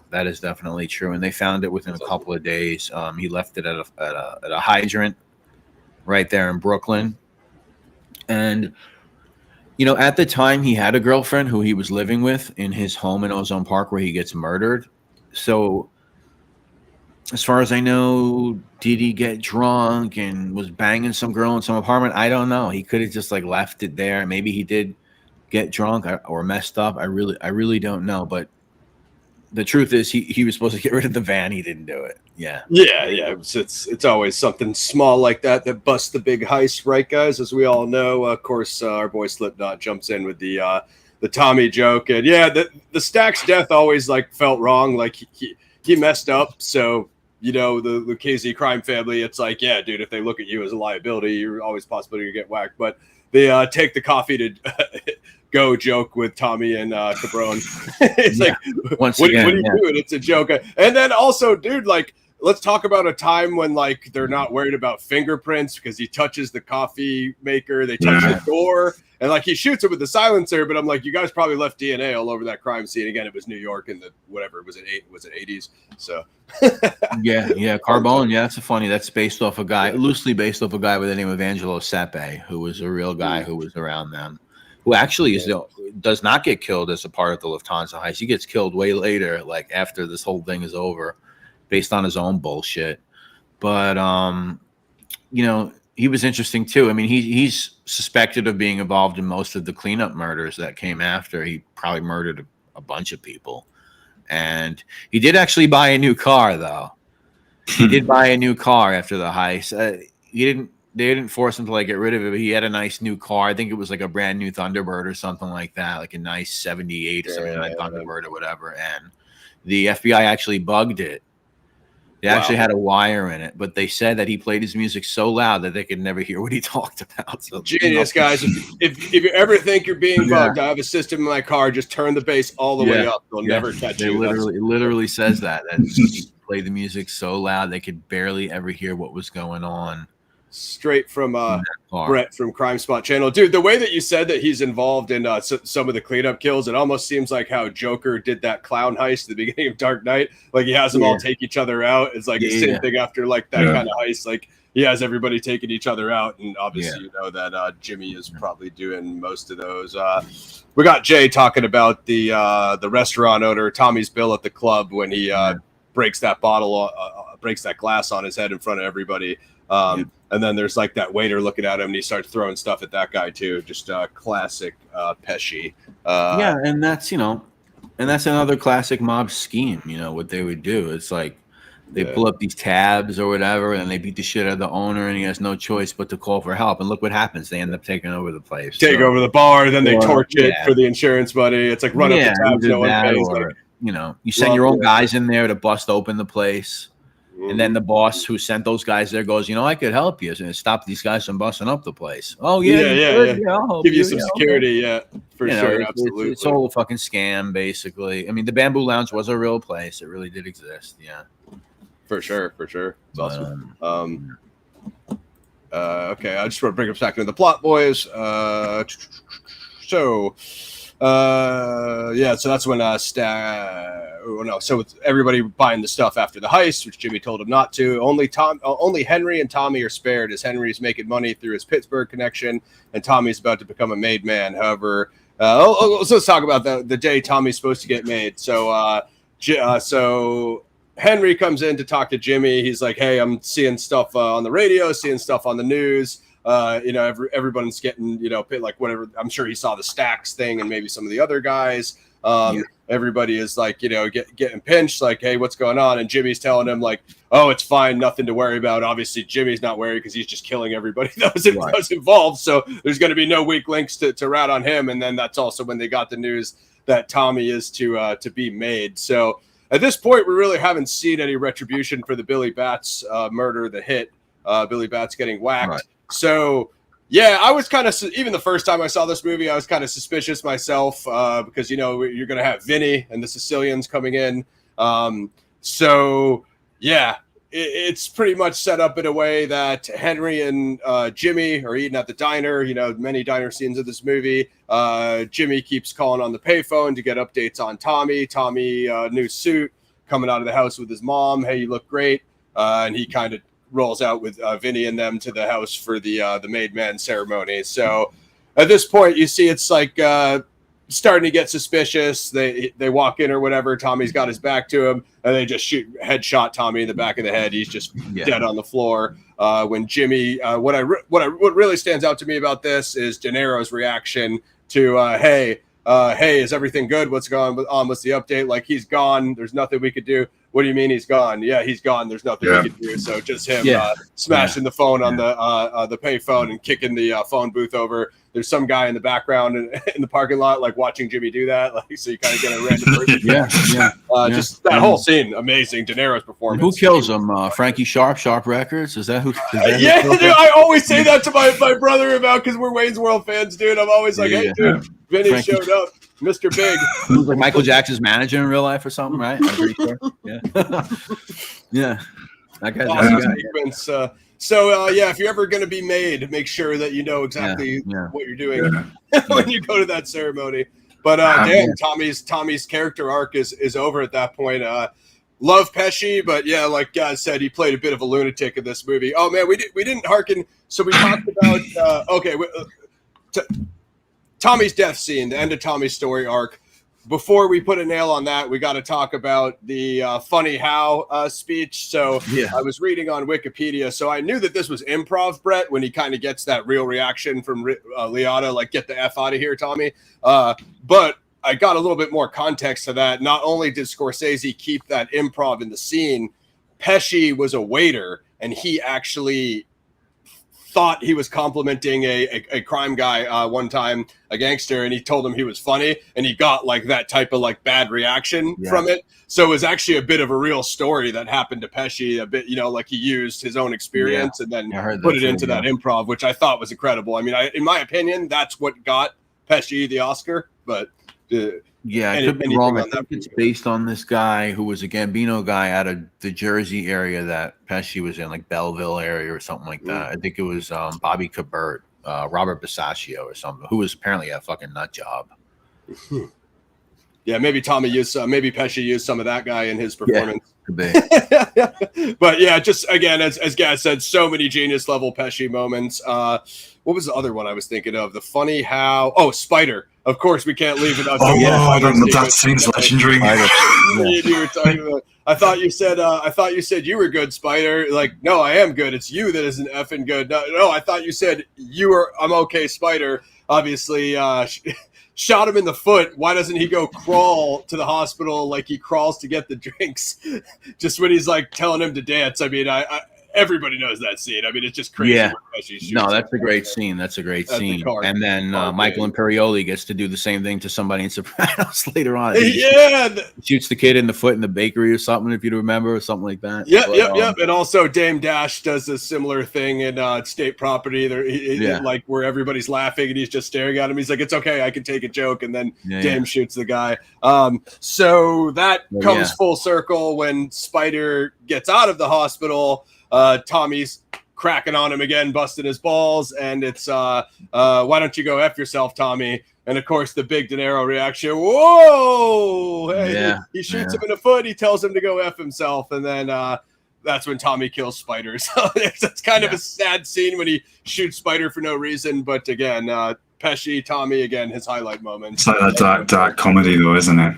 Yeah, it's like some guy died, but everybody else's reaction. You can see even Jimmy's reaction. Like, what the hell are you doing? What's it matter with you? You shot the guy, and Henry goes over to him. He's like, he's dead, and like you can see even Jimmy's pissed, and like Jimmy's supposed to be like the next level psycho after Tommy, right? So it's like that was even too far for Jimmy. So it's like, Tommy, like your dude has. Henry would claim they buried him in the basement and all that stuff. And just so you guys know, they really dug up those basements and never found anything. They never found anything on the property there. Actually, when they were coming to dig up Jimmy Burke's the basement of that place in the backyard, Jimmy Burke brought his own tractor in real life. He said, "All right, here's a tractor. I'll dig for you." So we don't know if there was ever bodies there, whether he moved them, but he was more than willing to dig for the FBI. He showed up with his own backhoe to dig up the property. He's like, that's pictures. If you look it up, you'll see Jimmy Burke in the basement there. And but again, if there's any truth to the Billy Batch story, they went back up and redug him up upstate. Yeah, so it is he's accustomed to redigging up bodies and relocating them. I guess it's a bit of a macabre conversation. Anything from you guys? Just on the filmmaking side, I mean, there's so many memorable characters in this as well. You remember them all. But that scene with the table, what we've been talking about, it's interesting that since GoodFellas, I've seen that kind of scene used as an opening for other gangster movies, other crime movies or action movies. You've got the mid guys sat around the table as kind of the waiter there, and it's always a very similar kind of setting. So it's on the filmmaking side, it's interesting to see just where that's come from, that influence that it's had. There's a lot of the Asian crime movies where guy literally goes into, they've got a meeting somewhere, starts opening up on everybody there, and you can see that it's come from Goodfellas. There's always that waiter scene as well. Yeah, absolutely. Yeah. So yeah, I derailed us with some Tommy highlights, but it just, you always got to miss him when his story arc ends there. Tommy's killed when he arrives at a bogus initiation ceremony, a retribution for murdering bats. By 1980, Henry has become a nervous wreck due to heavy cocaine use. He sets up another drug deal with his Pittsburgh associates, but is arrested by narcotics agents and incarcerated. After bailing him out, Karen explains that she flushed $60K worth of coke down the toilet to prevent FBI agents from finding it during their raid, leaving the hills penniless. So pretty awesome sequence. Brett mentioned it earlier. Everybody knows the helicopter sequence, which, hey, I think he's been following me around all day. He goes to bring the guns to Jimmy. The silencers don't fit the guns or whatever it was, so he can't do that deal. He's going to sell them to the other guys instead. Has to go pick up the wife. They stop at her place, thinking the helicopter is following them. They try to throw him off with the shopping place, and then of course he's cooking, so he's has his disabled brother watching the sauce, stirring the sauce, and making the cutlets and such. So just a lot going. Very, very Scorsese type chaotic directing here, with starting the cocaine snorting at 6:55 a.m. and then picking up the drugs at Sandy's and blah blah blah blah. So you guys know the sequence. But probably out of all of it, it's awesome. I love the helicopter. Probably my favorite part is when he narrates, when he tells the babysitter, like, you make the call from the payphone or whatever. Don't make it from the house, basically, is the point. Yeah, I got it. Hangs up, and what does she do after all that? Yeah, BS. Picks up the phone and then calls directly from his house. And just like, no matter how many times I watch this movie, Brett, when she does that part, I'm like, no, don't do that. But can't stop her. That's how it all plays. Yeah, they had him bugged. It was actually Nassau County narcotics. It wasn't even the FBI. It was actually, I think it was believed the Nassau County, Long Island narcotics that actually had him bugged. Ultimately, I guess they worked together with the feds or whatever it was, but they had a bug. If you guys actually, the best thing that I've ever seen come out on Henry Hill, if you guys ever watch Narco Wars by any chance, sometimes I've caught the odd episode of it. Yeah, so there's an episode on Henry Hill in Narco Wars, and it's the first time that Karen Hill actually speaks in like decades or whatever. She's behind the shadow. They black her out. You see her speaking. Henry Hill's daughter's in it talking as well. And they actually play some wiretaps, like, I don't know, 10 seconds of wiretap of that. And you hear Karen on the line. Do you hear voices? I hear voices. And he's like, what do you mean, boy? I don't hear nothing. This is actually because they are actually actively listening in on them. But for anyone in the chat or anybody, I would say that's probably the best Henry Hill documentary. I think that's on Narco Wars. I think it's season 2. All right, I'll look out for that. Amazon Prime streaming right now if you guys are Prime members. Awesome. All right, yeah. I'll definitely check that out. Nice. Yeah. Absolutely. Everybody check that out. Narco Wars, Henry Hill episode for everybody in the chat. So, I mean, you guys saw what happened. So obviously it's the helicopter sequence. And when he gets back, so like her lucky hat, like when he like sticks the coke in the cabinet and it's just like, oh, I don't fly without my lucky hat. It's like, we all got a bad feeling of like, when they go back to get her hat, something's going to happen. They obviously don't leave much past the driveway before, gun to his head. Hey, don't move or I'll blow your head off. I just love that Henry Hill, Ray Liotta line. Like at first I thought I was dead. But then obviously I knew because of like the don't move warning, it was the cops. Yeah. If it was a wise guy, they would have said nothing. You would have just got in the car and just got whacked, out of nowhere. So, just that whole sequence there from that moment to when he gets pulled into the station and they bring in Sandy and they have all the coke batter things because she never did the dishes or cleaned out any of the filters. Just a really cool sequence there. Yeah, and then Jimmy Burke definitely would have killed him. I mean, without a doubt, he definitely would have killed him. I mean, for sure.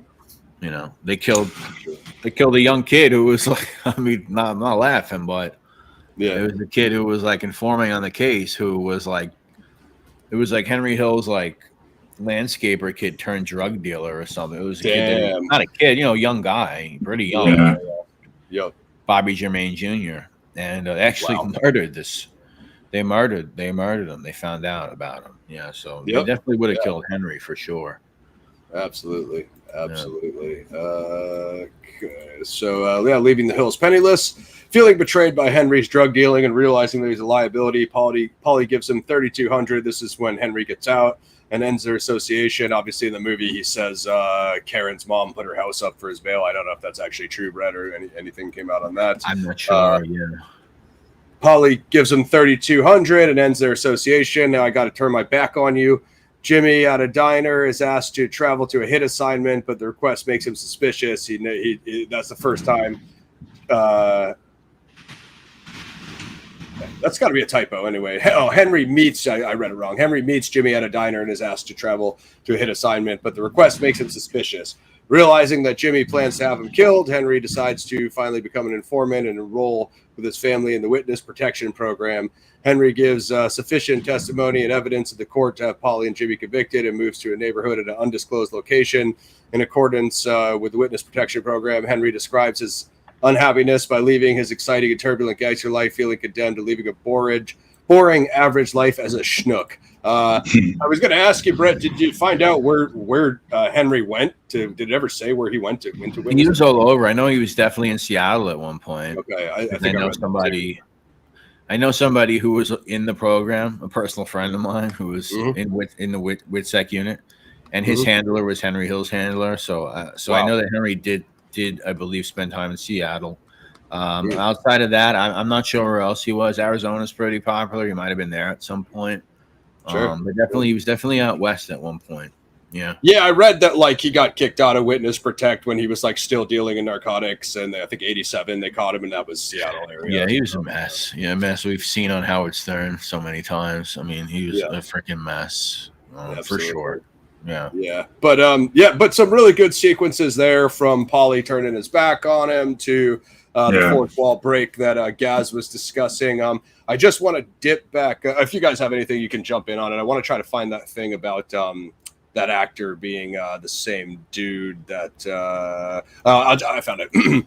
Former EDNY prosecutor Edward A. McDonald appeared in the film as himself, recreating the conversation that he had with Henry and Karen Hill about joining Witness Protect. McDonald, who was friends with Pileggi, was cast on a whim while a location scout was taking pictures of his office. McDonald casually remarked that he would be happy to play himself if needed. Pileggi called him an hour later asking if he was serious, and he was cast. The scene was unscripted, with McDonald improvising the line referring to Karen as a babe in the woods. I thought that was a dope line, guys, and it's just cool that that dude played himself, again, like GoodFellas, it's one of those movies, like I know a lot about this movie clearly, but like I'm always finding out new little, behind the scenes. Karen gets arrested too. I don't they don't show that in the movie, right? She doesn't get arrested in the movie, does she? I don't think no, I don't think so, isn't it? That's it's just she gets arrested too at the time. They both got nice mug shots out there online because they figured she was a part of the whole thing, Yeah, right. Obviously, she never went away or anything, but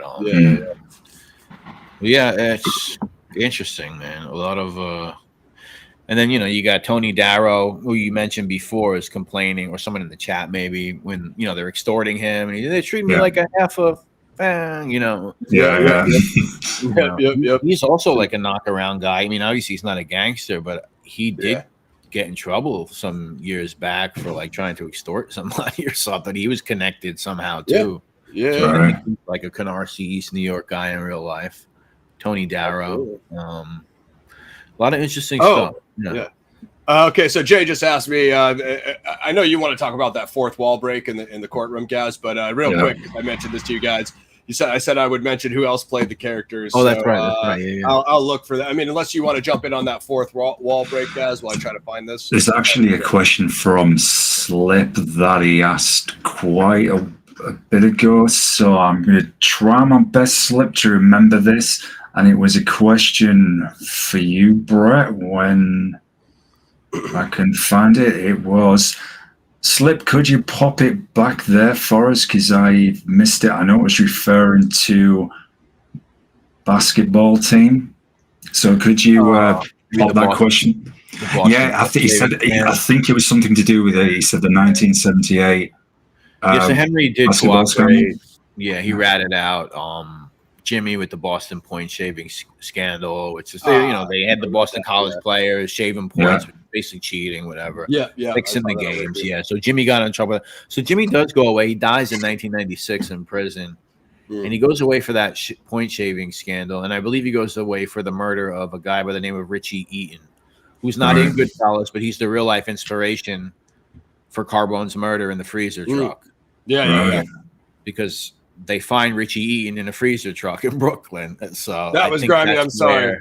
When they do that montage of all the bodies and everybody whacked after the heist, I mean, that's a crazy sequence. You can see the Carbone actor breathing when he's frozen. Oh, is that right? I noticed that, but I was like, hey, it's still a crazy scene. Anyway, it's Scorsese, so no point. He's another guy. I mean, he's another guy. There's some pictures of Frank Severo with some fucking killers around the internet. Like real fucking serious mob guys. There's pictures of him with some serious guys.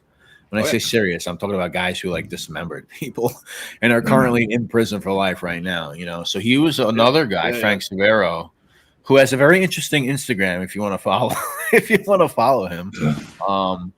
It's funny. But yeah, he's another one, another New York guy who was around a lot of real life wise guys in real life. Absolutely. 100%. Yeah, so there's definitely some accuracy, or at least so the actors. So you guys are gonna go crazy. This when I read this, I was like, what the hell? So I just want to talk a little bit about, because people were talking about Liotta getting typecast or whatever. Liotta had read the book in '88. He met with Scorsese over a period of a couple months and auditioned for the film. He campaigned aggressively, although Warner Brothers wanted a well-known actor. He later said, I think they would have rather had Eddie Murphy than me, which, you know, that's obviously tongue-in-cheek. I don't think you can have Eddie Murphy fronting this movie. It's definitely more of a Liotta thing. Scorsese cast Liotta after De Niro saw him in Jonathan Demme's Something Wild, '86. Scorsese was surprised by his explosive energy in that film. Al Pacino and John Malkovich were considered for the role of Conway. Pretty interesting. I mean, John Malkovich has got some range. I could see Pacino, but I think I prefer De Niro's flavor in the Conway role. Love Pacino. I'm obviously a Scarface fan. So this is where it gets interesting. Sean Penn, Alec Baldwin, Val Kilmer, and Tom Cruise were considered for the role of Hill. Oof. I'm going to get you guys' reaction. I can't say it again. Sean Penn, Alec Baldwin, Val Kilmer, and Tom Cruise. All right. So for me, Cruise and Baldwin are out off the bat. I understand that. Penn and Kilmer. Interesting. Yeah. Penn's great. I just don't know if I necessarily. He's more of like an Irish mob type of deal in my mind. Yeah. Baldwin, you know, I think he's got the energy, but he's Alec Baldwin. Kilmer is a genius level actor. Love him in Heat. Right. I just don't see Kilmer or Cruise. I'm sorry. Not for Hill. I mean, I'm stuck on Liotta. Yeah, I'm stuck on him. Obviously, it muddies the water a little bit when it's the movie's already made. But if I had to pick one, I mean, I maybe Kilmer out of all of them, maybe. Yeah. You know? Yeah, Kilmer's got good range. Yeah. Like even Cruise, I think, can do it, but it's very tough to picture it. So hard for me to take it seriously. You know, there's another movie that Ray Liotta did around that time called Something Wild. I don't know if you've ever seen that. Yeah, they said that was part of what got him the role. Oh, was that right? Really? Yeah, that's what I was reading. Yeah, that's a cool movie. That's with, I think, Melanie Griffith. The reason why I know is my grandfather's in the movie. My grandfather was in like 5 Jonathan Demme movies. Oh, nice. Yeah, I'm going to put it on my list right now. He's his driver. So that's awesome. Oh, sick. He's in like 5 Jonathan Demme movies. Silence of the Lambs. Something Wild. Married to the Mob he's in. And putting Something Wild on my list right now. There's another one. Yeah, but really, Hoda, that's funny. I'm glad that's why he got the role, because I just thought that movie must have came out, I don't know, maybe a year or two before, maybe 2 years before, I don't know. But he's definitely a son of a bitch in that movie for sure. Yeah, it's like I know Penn has done other kind of Irish mob things like what's called Miller's Crossing. But just and even Baldwin, I mean, his name always comes up. I'm having trouble picturing Kilmer or Cruise. Of course, Kilmer has the range, but like Brett said, once you already have the Liotta performance, like I'm pre-programmed for Liotta now. I can't really picture anyone else. But I just I think it worked out. I think it worked out pretty good. Yeah. And in saying that, they did Henry a favor, because once again, Henry, I mean, again, fucking. Well, I mean, let's talk about Oh man, what that recent movie about Trump's early days in real estate, and the dude that played him was the Winter Soldier from Marvel, and people were like, "Yeah, they just did Trump a massive favor in that casting." You know, I don't even think I heard of that movie. What is this? That's a good. I'll send it to you. Yeah, it's a really good movie. Movie it's about Trump? Yeah. It's really. I forgot the name of it, guys. You remember when I told you about that? I think it's called The Apprentice. Really? Yeah, The Apprentice. Yeah. Wow. Yeah, with Jeremy Strong. Yeah, it's an interesting movie. Yeah, the dude that plays him. Heard of it. I gotta look into that. Is Sebastian Stan, who plays the Winter Soldier and Bucky in the MCU. So he gained a bunch of weight. He actually looks like him, but yeah, it's an amazing movie anyway. I'm sure he didn't like it. He probably thought it's. Oh no, it made him look very bad, man. But it's more. I would argue it's more about Roy Cohn than it is about. Okay. You know who Roy Cohn is, Brett? Yeah. Yes, it's Jeremy Strong of Succession playing. Interesting. Okay. Anyway, sorry about the derail, guys. Everybody go check out The Apprentice. I was one of the crowdfunters. No, I'll watch it. I didn't even know the thing existed. It was amazing. Do you want to do that fourth wall break in the courtroom, guys? I think that's kind of. I just thought it was a very interesting nod back to how the film opens, where he's really or is narrating as Henry the reasons why when he become a gangster. We see his journey start as a kid. And just that fourth wall break in the courtroom, I mean, arguably it's already happened in the narration, but the way he walks off the stand, and it's as if he's walking over to the audience, and you really do feel like you're part of the story, saying, right, okay, this is how I got to this point. This is what's happened. Now you're going to see what happens after that. And I just thought it was it was very well executed, very subtle, very good performance from Ray. It just kind of tied up with how, as I said, the film opened, and then how we get into back to a serious edge with how the film ends. Again, we've had kind of, I guess, arguably comedy in the middle part of the film, and that's not to say it isn't a good film. I didn't enjoy it. Of course I did. So no, I just thought it was really well done, Ross. But something you said, Ross, earlier about the Joker. And I'm not going to give the Joker too credit here because that movie is an abomination. But the courtroom scene, minus all that horrendous singing, that kind of is. I see a GoodFellas influence there in the courtroom, Ross. Well, you already know that you have the Taxi Driver influence on Joker 1, so you can argue that Todd Phillips has a bunch of Scorsese. If I'm not mistaken, Brett, Scorsese was attached to Joker 1 as an executive producer, but he eventually dropped out, and that's why you had Arrow playing Maury, which is such a king of comedy role. I don't know if you've seen the King of Comedy, but you're our New York lead correspondent. Well, okay, so the fourth wall break, one thing I noticed about that when Henry comes out and he's talking to the camera, as Gaz said, talking to the audience, you can see Jimmy in the background still talking to his counsel, his attorney, pretty much like the scene is just going on despite Liotta breaking that fourth wall. It's like you're there, isn't it? Amazing detail. It's like the scene is still going on despite this dude getting up from the podium and walking through the middle, which is obviously something that would not really happen during trial. And it's perfect contrast to the beginning of the film when he graduates. 100%. Essentially, he doesn't 100%. Rap when he gets in trouble. He leaves the courtroom. They're all applauding him and stuff when he's a kid, right? And it's just something completely different. Absolutely. Yeah, it's kind of the whole juxtaposition of the. Man, you know what? I actually agree with Jay, but it's just because I'm a DiCaprio fanatic. Leonardo DiCaprio could do Henry Hill. It's just too good looking, man. We need somebody. We need somebody just we got to show these guys for like the ugliness that they really are. That's my whole thing. I don't think these movies are bad enough, dude, because some of this shit is like Texas Chainsaw Massacre level. Yeah, it's like the grisly. They need to do it as a horror. You need like a Rob Zombie director to nail the grisly crime, I even think I know this, everybody says Tarantino should do this and do that, but I even think he could make a mob movie and make it ridiculous to the point of Kill Bill when they decapitate someone and the blood is fucking a waterfall.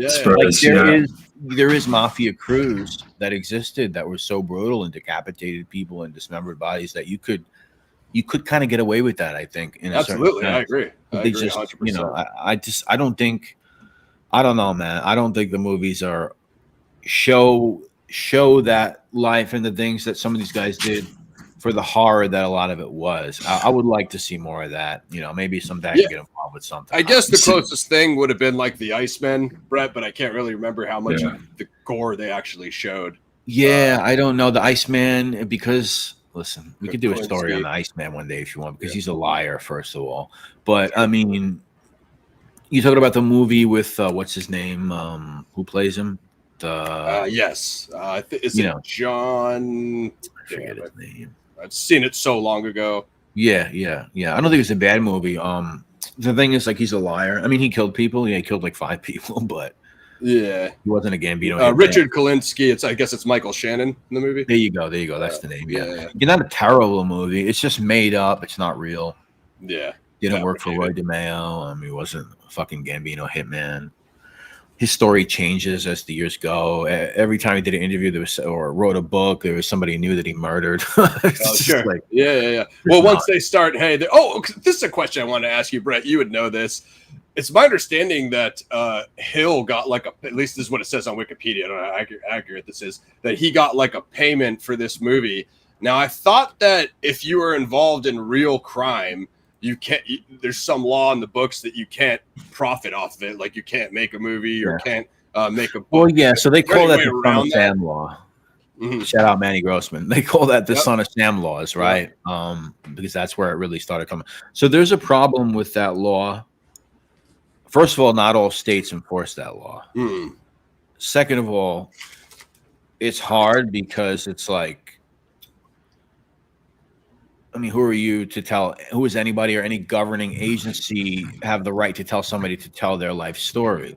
Like if I went to prison or I understand while you're incarcerated, like you shouldn't be making money off your crimes or whatever. But like Sammy the Bull, like a lot of people can't stand him. He's a pretty bad guy anyway. But I don't know if I agree or if in actuality, a governing body could tell you that you can't make money off your life story. Like you can't tell me I can't tell the story about that guy I killed in 1978. Like who are you to tell me my life story, right?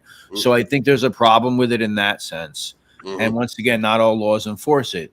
And then adding to that, Henry is a government cooperating witness. So it's like he did the government a favor. So I can't see them coming at him enforcing for it. Yeah. So what Henry made off those books or the movie, I really actually never looked into it, to be honest with you, but I can't see how they could enforce it or how they could have stopped him from making money. Yeah, that makes perfect sense. From what they had here, it looked like, I forgot, it looked like it was like $380K. Okay. And I don't know if that was like pre-production or I'd read it in there somewhere. I can't actually find it at this moment, but it's all good, gang. If you guys want to go ahead and drop your ratings in the chat, the rest of us three can come up with our ratings. I'll have to pull mine out of here. And just real quick, GoodFellas grossed 6.3 mil, over 1,000 theaters. In its second weekend, the film made 5.9 mil from about 1,300 theaters. Went on to make 46.8 mil domestically. Back then, 35 years ago, not bad. And what's crazy is, it was a 25 million budget, and they're basically talking about that like, nowadays that's like relatively small for a film this size. Like when they make these superhero movies, if it's 30, 40 million, they're like, Joker was 50 million, and they were like, that's like nothing. So it's just interesting. I mean, you see movies like, I mean, listen, I'll be honest with you, I don't really follow like movies that closely as far as like lately, whatever's coming out. That's a blessing. I mean, there's definitely, say again? I said that's a blessing. Yeah, there's nothing that I'm really compelled to go watch. I don't remember. I think the last one I went to the movies was Nosferatu. This is how much I don't go to the movies. I could name like the last 5 times I went to the movies. I think Nosferatu. Before that, it was like the remake of the Candyman, which I didn't think was that bad. I don't know if you guys saw it. I didn't think it was that bad. But yeah, I don't often go to movies. If I do, it's like a horror movie. But I mean, movies lose money nowadays. A lot. That's it. Yeah. There's also a lot of influence for the Great Train Robbery. That's why it ended with Pesci shooting at the camera at the end of the film. I guess that's how the Great Train Robbery ended. is what Scorsese said. Well, that's a reference to the end of the Great Train Robbery. Basically, the plot of this picture is very similar to the Great Train Robbery. It hasn't changed. 90 years later, it's the same story. The gunshots will always be there. He's always going to look behind his back. He's got to have eyes behind his back because they're going to get him someday. The director ended the film with Henry regretting that he's no longer a wise guy, about which Scorsese said that I think the audience should get angry at him, and I hope that they do, and maybe with the system which allows this, which is kind of like, you know, what Brett alluded to, witness, protect, yet at the same time allowing this guy to consult on a movie that goes on to make, you know, about $50 million. Yeah. Listen, a lot of people have a lot of problems with the WITSEC unit, witness security.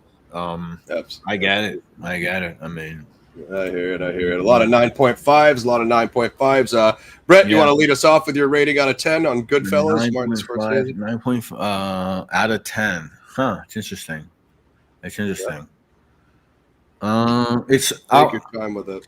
Yeah, I would say I think I'll give it a 10. I mean, I know that's kind of like whatever 10, but I'm thinking of it in that genre, and as far as like when I say that I think these movies should be more realistic and more brutal or more whatever, I think GoodFellas is that gateway to that next step.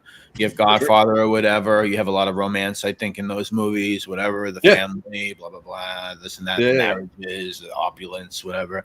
GoodFellas is more of that gritty, grimy next step to the real street guy, the truck hijacker, level crime scumbag, you know, like the real, like, dirty street guy. Obviously, being from Queens, this is a very Queens movie, you know, so I could connect with it in that sense, you know. So for me, it's like a 10, man. It's my favorite mob movie. It's one of my favorite movies. I think I gave Taxi Driver a 10 last time, so I think I'm just 10 every time I come on here. But, it's Scorsese, though. I mean, so I'll ask you, Brett. So in the movie, and this is a real tough one because there's so many. Which two are your favorite scenes that are most memorable? If somebody says, "Oh man, have you seen GoodFellas?" and then that image instantly goes into your mind, which one is it that first comes from the movie? Which you think, "Oh man, yeah, I remember that." It's probably, honestly, it's probably Henry Hill, coked out of his mind, with his eyes up like this, you know, looking up at the helicopters. And there's actually, you know, those sun visors that they make for the windshields of the cars. There's actually a Henry Hill one or a Ray Liotta one that goes in the front of your window. And it's like this. And then you see him. I'm going to get that. I need a new one. You look it online. You put it it's hot out here in Cali. Talking about, right? It covers the window. Oh, yeah. Yeah. And so I think that's probably the first image that comes to my head is it's him like coked out, looking like he aged 10 years from when the movie started, just like looking up at the helicopters. That's probably the image that comes to mind for sure. For me, guys, it's probably when De Niro is stomping out Billy Bats with the hard bottom shoes, and he's like making that, he always makes that face, and he's like, he's kicking him over Tommy, like you can see his leg like going over Tommy. Like wrestling classic, isn't it? It's stomping on the floor, but not actually hitting them. It's got Billy Bats getting stomped out for me. Just looks a lot better than the Irishman stomps. So. Yeah, that's for sure. I gotta ask. I know you're not a big movie guy, Brett. Did you see the Alto Nights?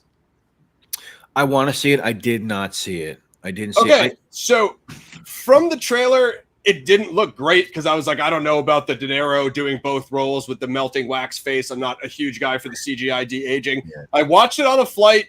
Way better than I thought, man. I won't spoil anything for you guys, but it's similar to GoodFellas. It's a very basic period piece, mafia, follow the crime family over the decades, but was way better than I thought. So again, not like incredible, not on the GoodFellas level, pretty standard crime movie, but definitely better than what I expected. Yeah, I definitely want to watch it. From what I hear, I think they make the chin look like a bit of a dope in the movie, I think. So I don't know. Yeah, I can't speak to that. I mean, that. Sure. But yeah, what wasn't terrible. I mean, I saw the trailer and like, I don't know. I mean, some of De Niro's later stuff hasn't been my favorite. GoodFellas, I'm a 10 out of 10. I'm with the boys. Of course, just like we haven't mentioned the soundtrack, boys. 3 Stones tracks. Give me Shelter. Amazing use of music. Just some of the way. Real quick, and I'll do one scene highlight for my rating. When Karen gets roughed up by that scumbag, creepy weirdo, her neighbor. Oh yeah. Man.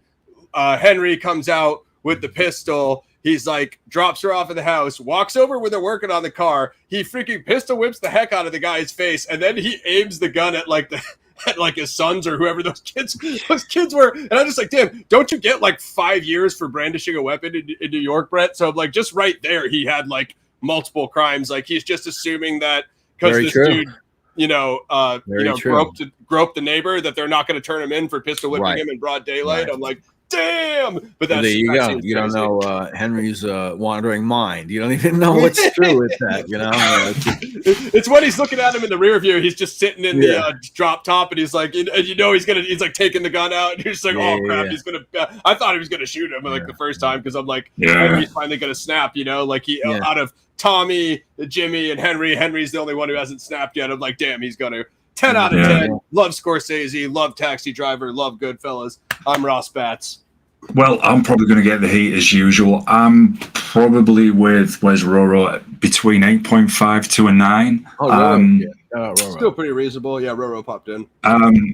What I like about it is, and I would even like, and if there is a movie like this, I mean, Godfather 2, I guess, comes under this for a point, with showing us some of the old country as well. I know there's a game out at the moment, Mafia Old Country, I think. Yep. But I would like to see that, Brett, as well, a film about the actual foundations of the mafia in Italy and Sicily, the origins. I think that would be super, super interesting. So I like the opening, the background of the characters, how Henry becomes connected, etc. The comedy, absolutely hilarious. So many lines, as Roro just said.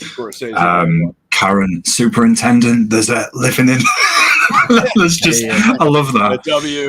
Yeah, the performances from Joe Pesci, Ray Liotta, Robert De Niro, the chemistry, the connection I have, the charisma, so much, man. And then the way the film then, as I've said earlier, gets back to that serious tone in the final act. It's like a nod to the beginning to remind us, hey, you've been sat here laughing, but there's a story here.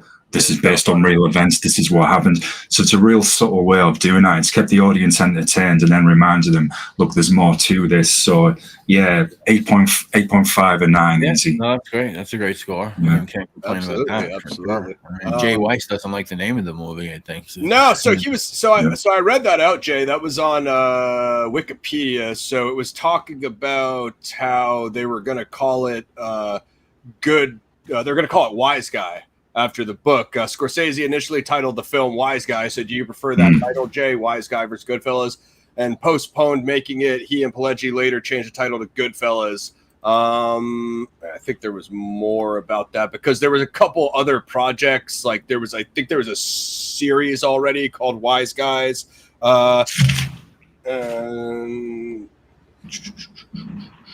I'm probably not going to be able to find it, but I think there was a series called Wise Guys, and then there was something else with a similar title. So I think it was like somewhere along production, they decided to just change it to Goodfellas. I'm good with Goodfellas. I mean, if there's a couple things already named Wise Guys, I could see why they wouldn't want to just reuse that just because it's the title of the book. And I guess. I guess it's been said, or he claimed, or it's been said that they would call each other that, or maybe whatever it is, I guess. Yeah. It depends who you are, is the way you're going to get introduced.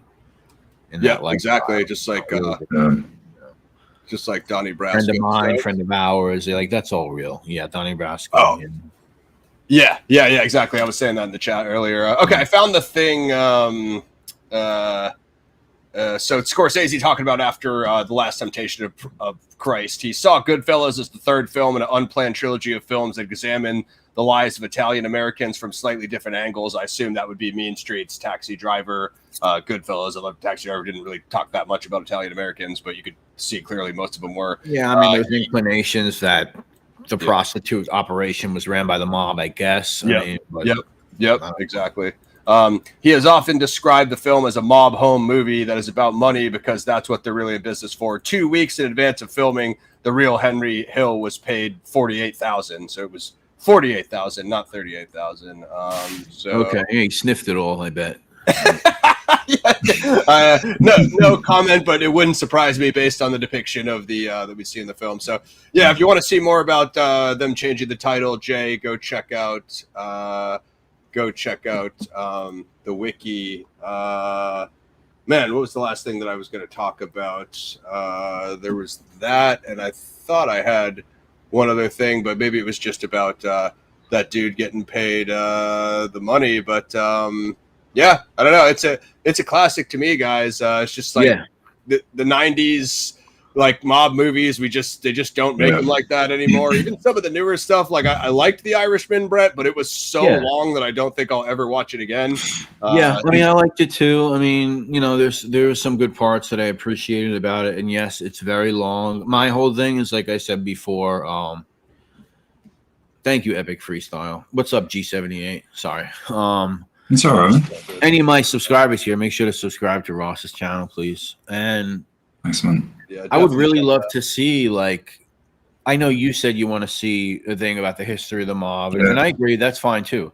But I really would just love, and I mentioned it 100 times in my channel. Other people say I really would like to see just a series with like 40-minute stories, like Tales from the Crypt style. Maybe they connect some way in episode 3, season 2. Maybe they connect, but there's so many little snippets and little storylines and little events that you could just you can do like the history of the mob, or seminal events, or even like murder things or whatever, with like different storylines over a season, and every story is a new story. You know, I would really love to see that. I really would, man. It's just I know you got something, guys. You know what would work for that, Brett, is I think we talked about it, or whoever. Maybe it's a different show. I was talking about that with Lauren, but the Untold History of the United States by Oliver Stone. He has like those 1-hour chapters, and he talks about Russia and World War II, JFK, all this random stuff. But I don't know that you could actually get Scorsese to do it, but maybe another Italian American director. But if you had like Scorsese to do a 10-part series, and hey, here's each little guy of the Lucchese's or whatever, you know. Go ahead, guys. It'd be great because you could go through the history. You could. Someone picks up this as a pitch, please give us all the credit. But you could do like season 1, you know, based on these characters from GoodFellas. Season 2, history of Sicilian mob, whatever, and then reference. This might not be the best way to put it, but I guess it's reformation currently in southern Naples and Sicily, and then you could do international collections or connections around the world. Go on to other mobs, you know, right? We'll go on to, you know, for example, Russian mob, and then so on so on. So you could you could do all of that. That would be super mega interesting. Okay, so you brought up the old world. So Brett, do you know what the Vendicosi or the Vendicatori is? Can't say that I do. No. So I would like to lie, but I can't. I don't know what it is. A lot of people don't know this. I'm a Sicilian history nerd, being Sicilian. The actual origin of the Sicilian Mafia are from these vigilante secret societies of when the community rose up against what they thought were these injustices. So you get like the movie The Sicilian, based on the book The Sicilian, which is considered a prequel to The Godfather. He's a Robin Hood-esque type Sicilian character who steals from supposed to steal from the rich and give to the poor. Those are the real stories, guys, because you could make a really dark, almost medieval thing about like the word vigilante being Sicilian, you know, taxi driver, that whole vigilante genre. What is it called again? There's two. It's two different societies. One's called the Vendicosi, and the other one's called the Vendicatori.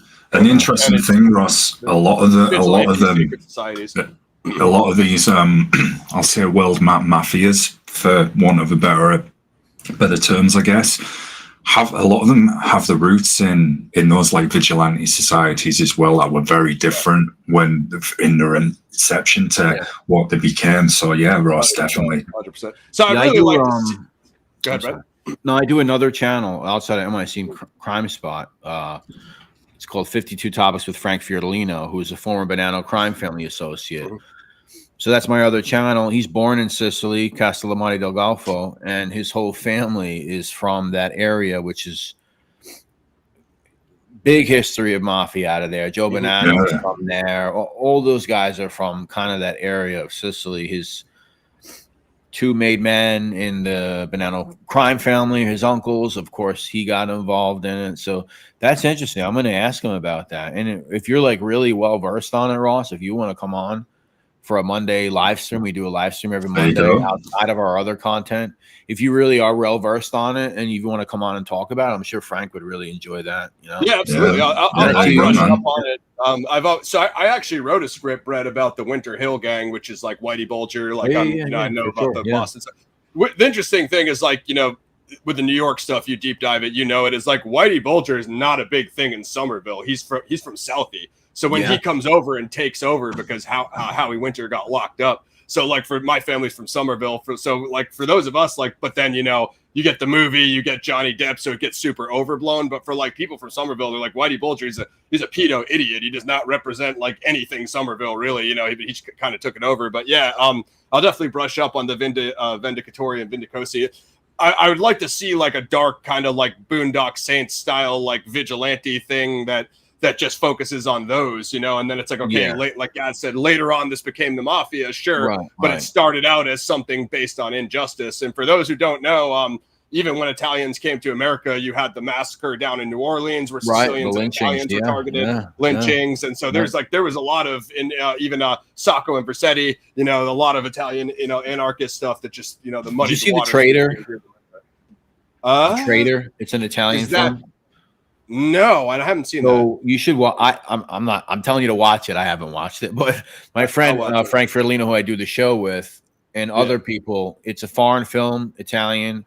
It's about Tommaso Buscetta, who was a Sicilian mobster who ultimately ended up cooperating. I think I found it. You know, not after they killed most of his family. I mean, they just like wiped out. But he was like, you know, a very powerful, you know, mob guy over there from Sicily. And this is basically the story of him, his cooperation, and how they killed his whole family. And apparently the movie is really good. Apparently it's really good. I actually already had it on my list. I know that there's another. I haven't watched it yet, like you said, but I'll definitely. There's another series in Italian that was recommended to me about the 90s. I forget what the title is, but. Not Gomorrah. Gomorrah, there's another one, and there's a recent one as well. Yeah. Actually, I saw season 1, Gomorrah. I didn't see the rest of it. You have to finish it, dude. It's my favorite series of all time. It's incredible. They're making a prequel right now. Also, the solo movie by Marco Amore, The Immortal, sick. Nadu commented on my channel way back in the day when I did a Gomorrah interview. I want to say he only had like maybe over 1,000 subs at the time. I know obviously his channel blew up, and he was like, hey, he gave me like a Gomorrah comment. He's like, hey, if you ever want to, and I was like, and years later I saw like you doing stuff with him, and I subbed him. I got a comment from this dude way before his channel blew up. It was crazy. He loves that. Yeah, he definitely has talked about. He talked about in the past of I guess doing like a review or talking about different episodes. I don't think he ever did it, but he knew the backstories of the real people, because obviously I have the book by Robert Saviano.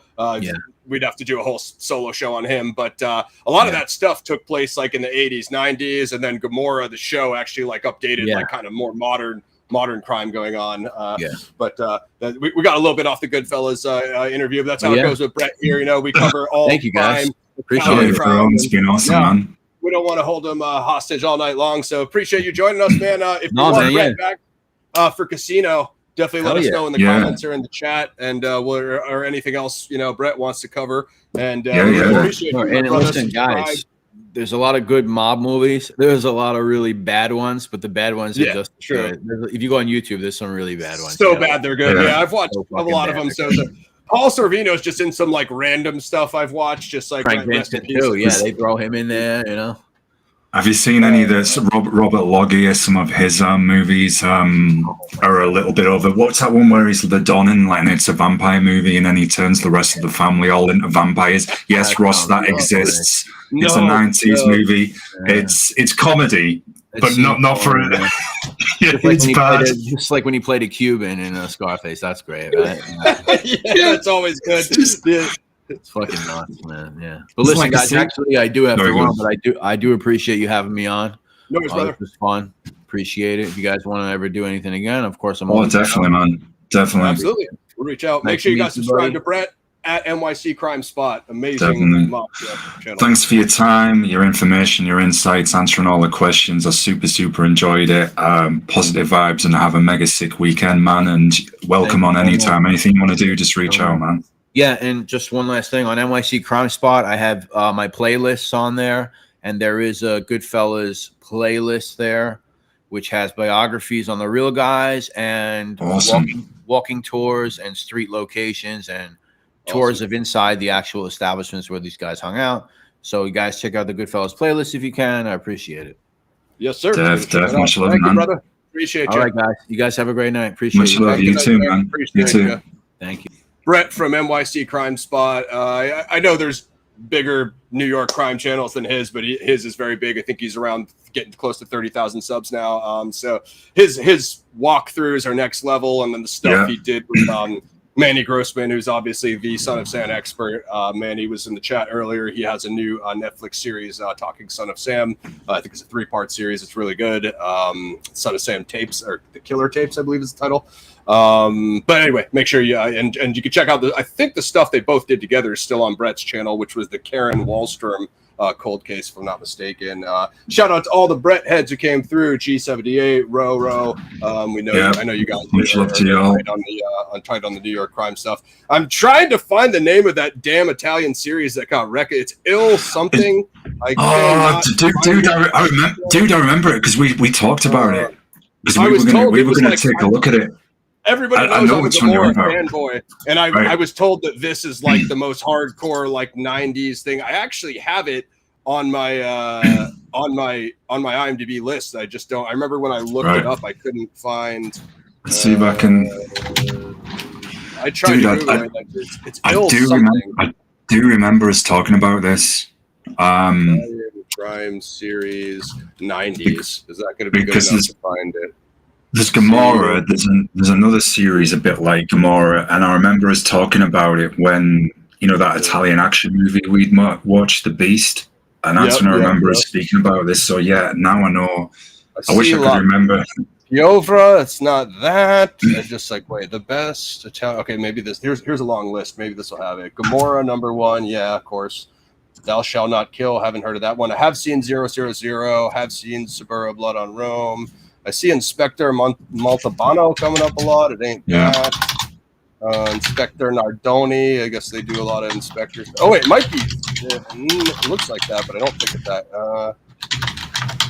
I'm looking myself now as well. Inspector De Luca Ray.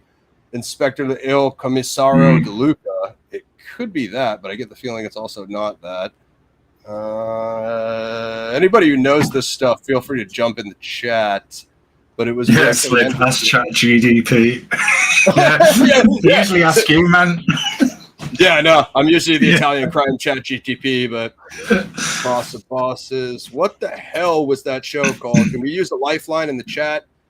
I don't think that list was 32, but yeah, I don't know. It's definitely saved in my IMDb list. The problem is I have like 700 projects in here, so there's like no way I can find it.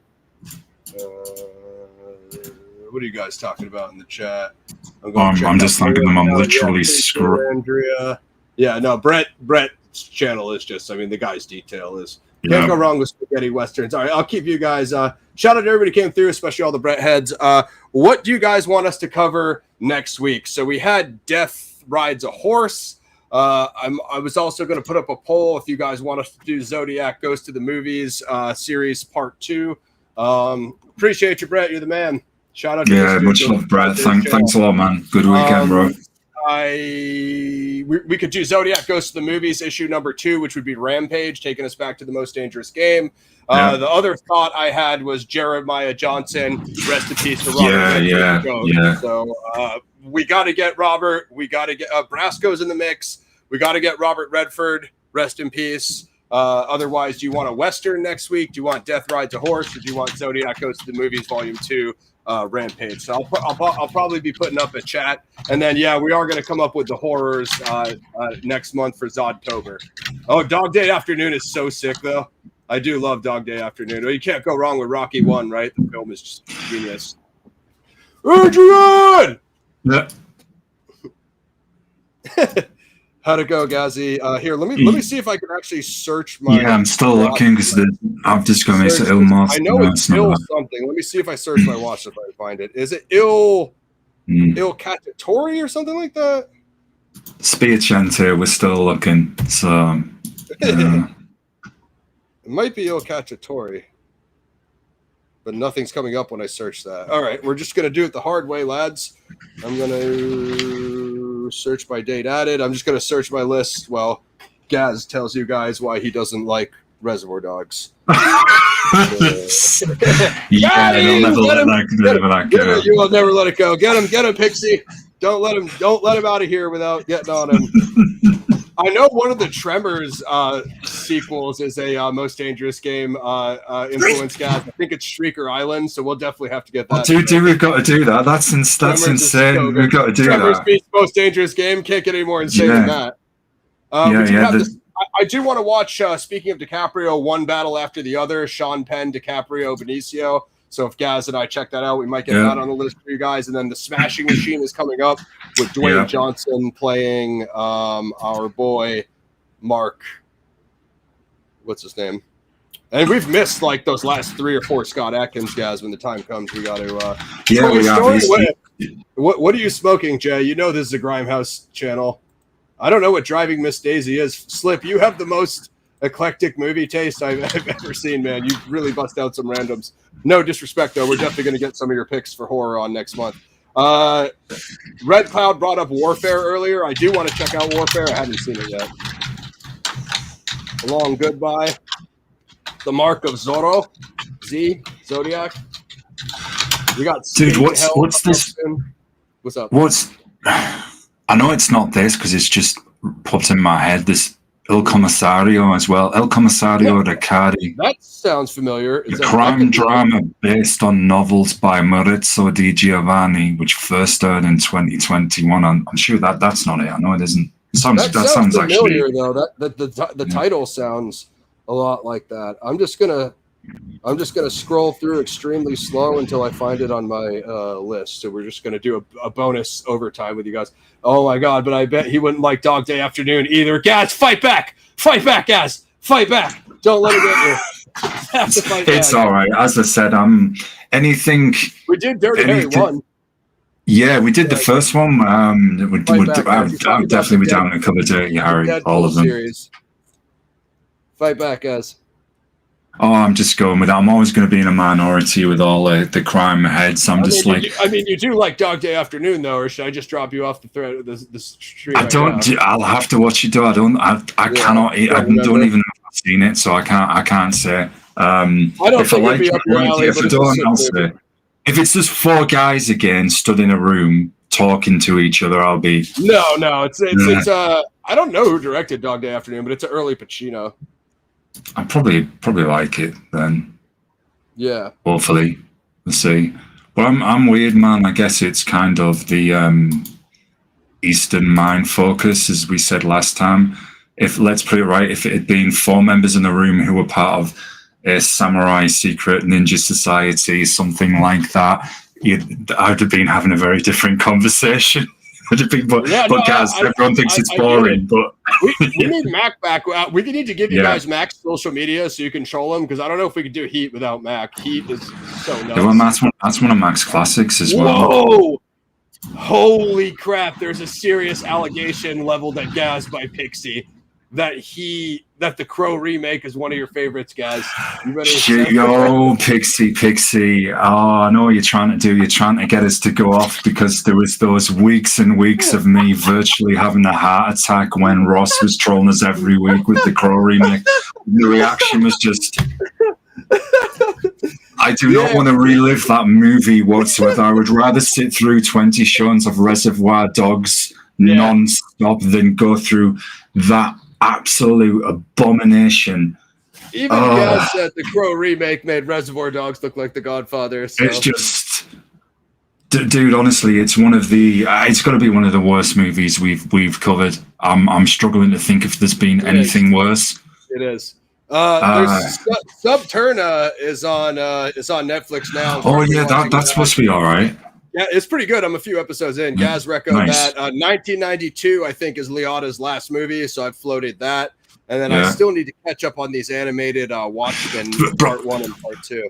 What did you think of No Escape with Liotta? I thought that was all right. Oh, I love fucking No Escape. No Escape's dude, crazy. that's a pretty good movie. Dude, that's like one of my favorite. Like, dude, that's going along with Most Dangerous Game. You could say No Escape is right along. Yeah, with Most 4 years after Goodfellas, isn't it? So, dude, all right, Jay. Thanks a lot, man. Crazy. Much love. Peace. Good. Peace out, Jay.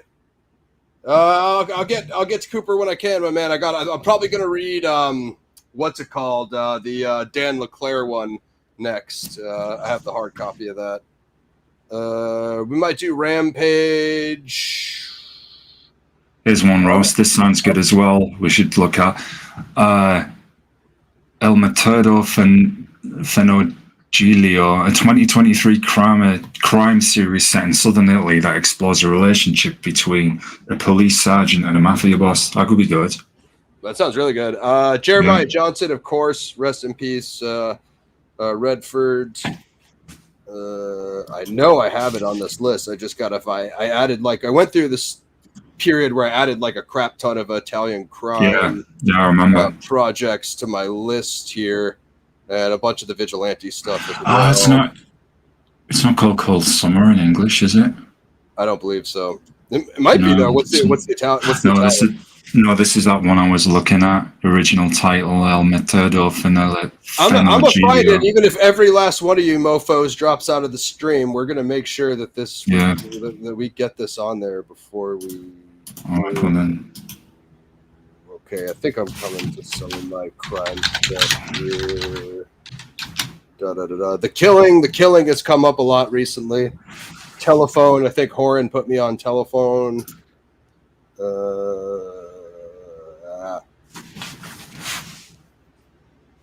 Toxic Crusaders, the movie. Ooh, I haven't rated the series yet on my list, but I need to because it's fire. The Last Dawn. We are going to find this damn thing if it's the last thing we do, folks.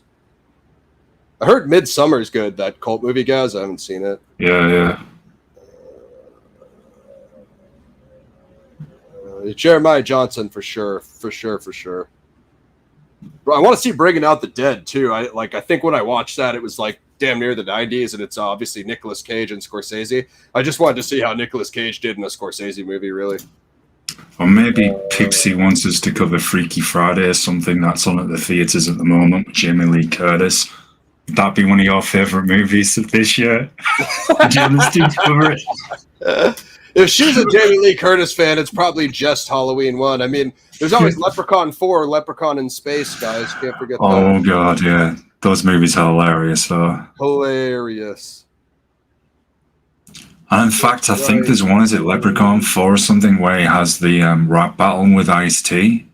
No, that's Leprechaun in the Hood. I think that's Leprechaun 5. Leprechaun. Is it? All right, okay. Yeah.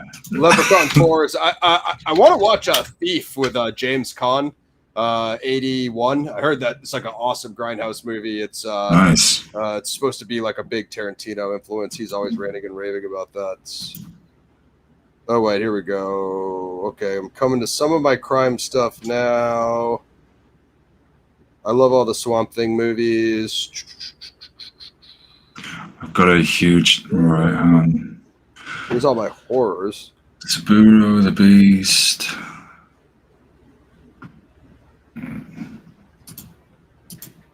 All the Sniper sequels. Hoffa, Corleone. Yeah. It's going through a list as well. I don't think I ever watched Cyborg X. Miller's Crossing, which I named. Sick. All right, here's Vigilante. I mean, I must have this saved on here. I know. What are you guys talking about? You guys are diabolical in there. All right.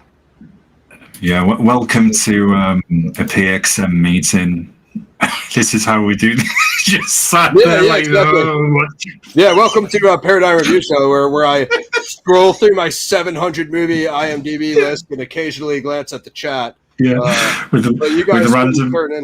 What's the name of this show? Any clues? Well, it's Italian, if that helps. I'm sure that the title is in Italian. Okay, like we need an Italian correspondent to translate. If the Italian audience ever finds this, I feel bad, guys. Sorry. You remember when I said a few weeks ago I dropped Italian? I kind of shouldn't have done that. Would have helped. Yeah, absolutely. Oh man. It's an Italian title, Slipknot. That's all we're revealing at this current juncture. I tried to search the couple things that I thought it was, unless it was something that we already. I'm just bringing up all those series and shows that we've already mentioned or watched. So I think if you go to my pretty much that's all we got. I couldn't believe how much Nicolas Cage was a documentary with Charlie Sheen. Nick is a lot weirder than I ever thought. Yeah, Nick is him though. He actually has an Oscar unlike Sheen. Yeah, son's isn't his son in a black metal band? I think. I haven't heard of that. Yeah, I think his son or is a black metal fan. It's one of the two. I think they left it. All right, what we're really going to have to do, guys, if it gets bad, we're going to have to go to my Gomorrah shows and look through the comments because I think somebody recommended it in there. I found something, but it's not what we're looking for. Really isn't.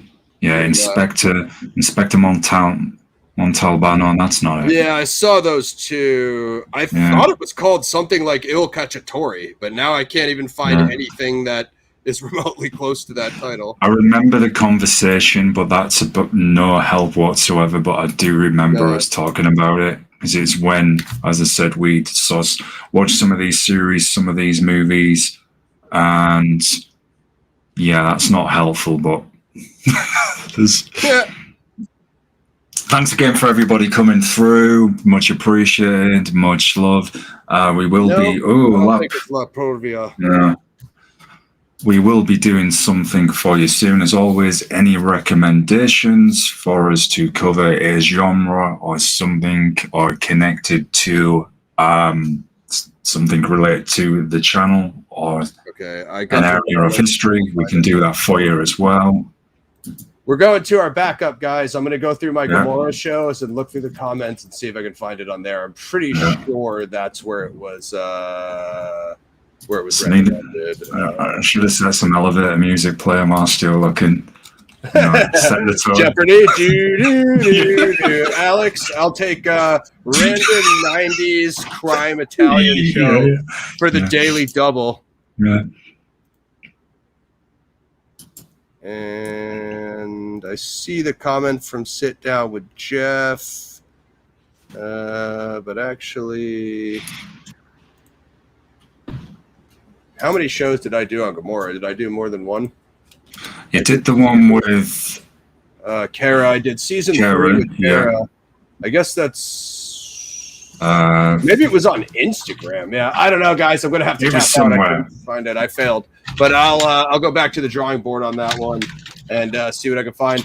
Shout out to everybody. We're looking for this Italian crime show that someone recommended to me that was supposed to be like similar to a predecessor to Gomorrah, but that gives you guys an excuse to watch Gomorrah.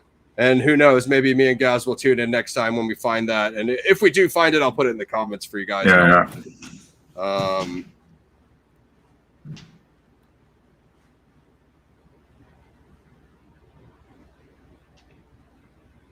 Wait, I found it. I think. Drum roll. The Hunter. I saw that. It's Il Cacciatore. It wasn't coming up. Slip put that in there as well.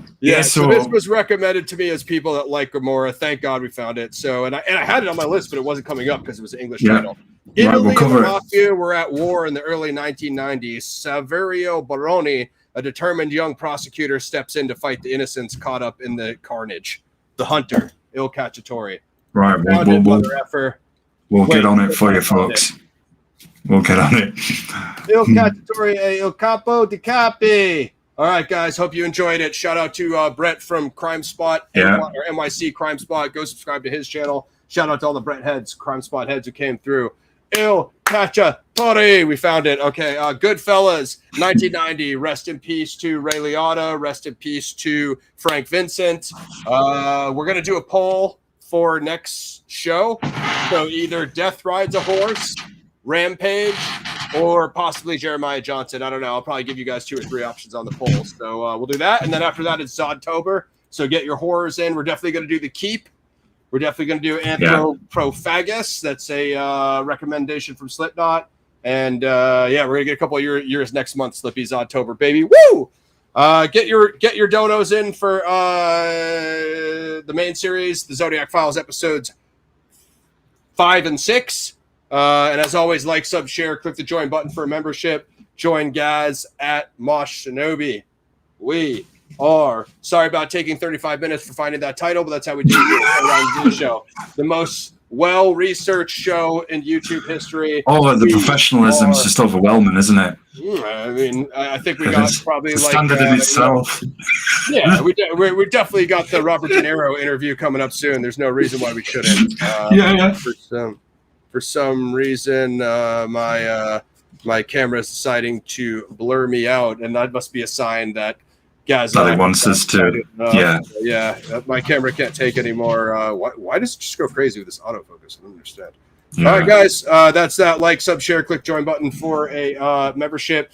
Sub guys over at Mosh Shinobi, and you can join for free on my Patreon with your Gmail. So maybe I'll do a little write up for Avenging Force while we're chilling. Then we got Deadliest Prey coming up, and like very few left of the Most Dangerous Game series, but maybe Rampage. All right, that will do it. We're going to have a poll for next week's show. I'm going to let you guys weigh in on what you want for a review. I am Ross Batts. Rest in peace to Billy Batts. Rest in peace to Frank Vincent. Go get your effing shine box. We're out.